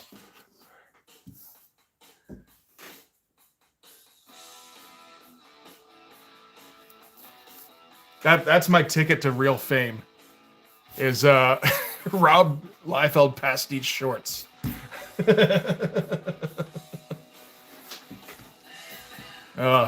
There's nothing but love and craft in every one of those.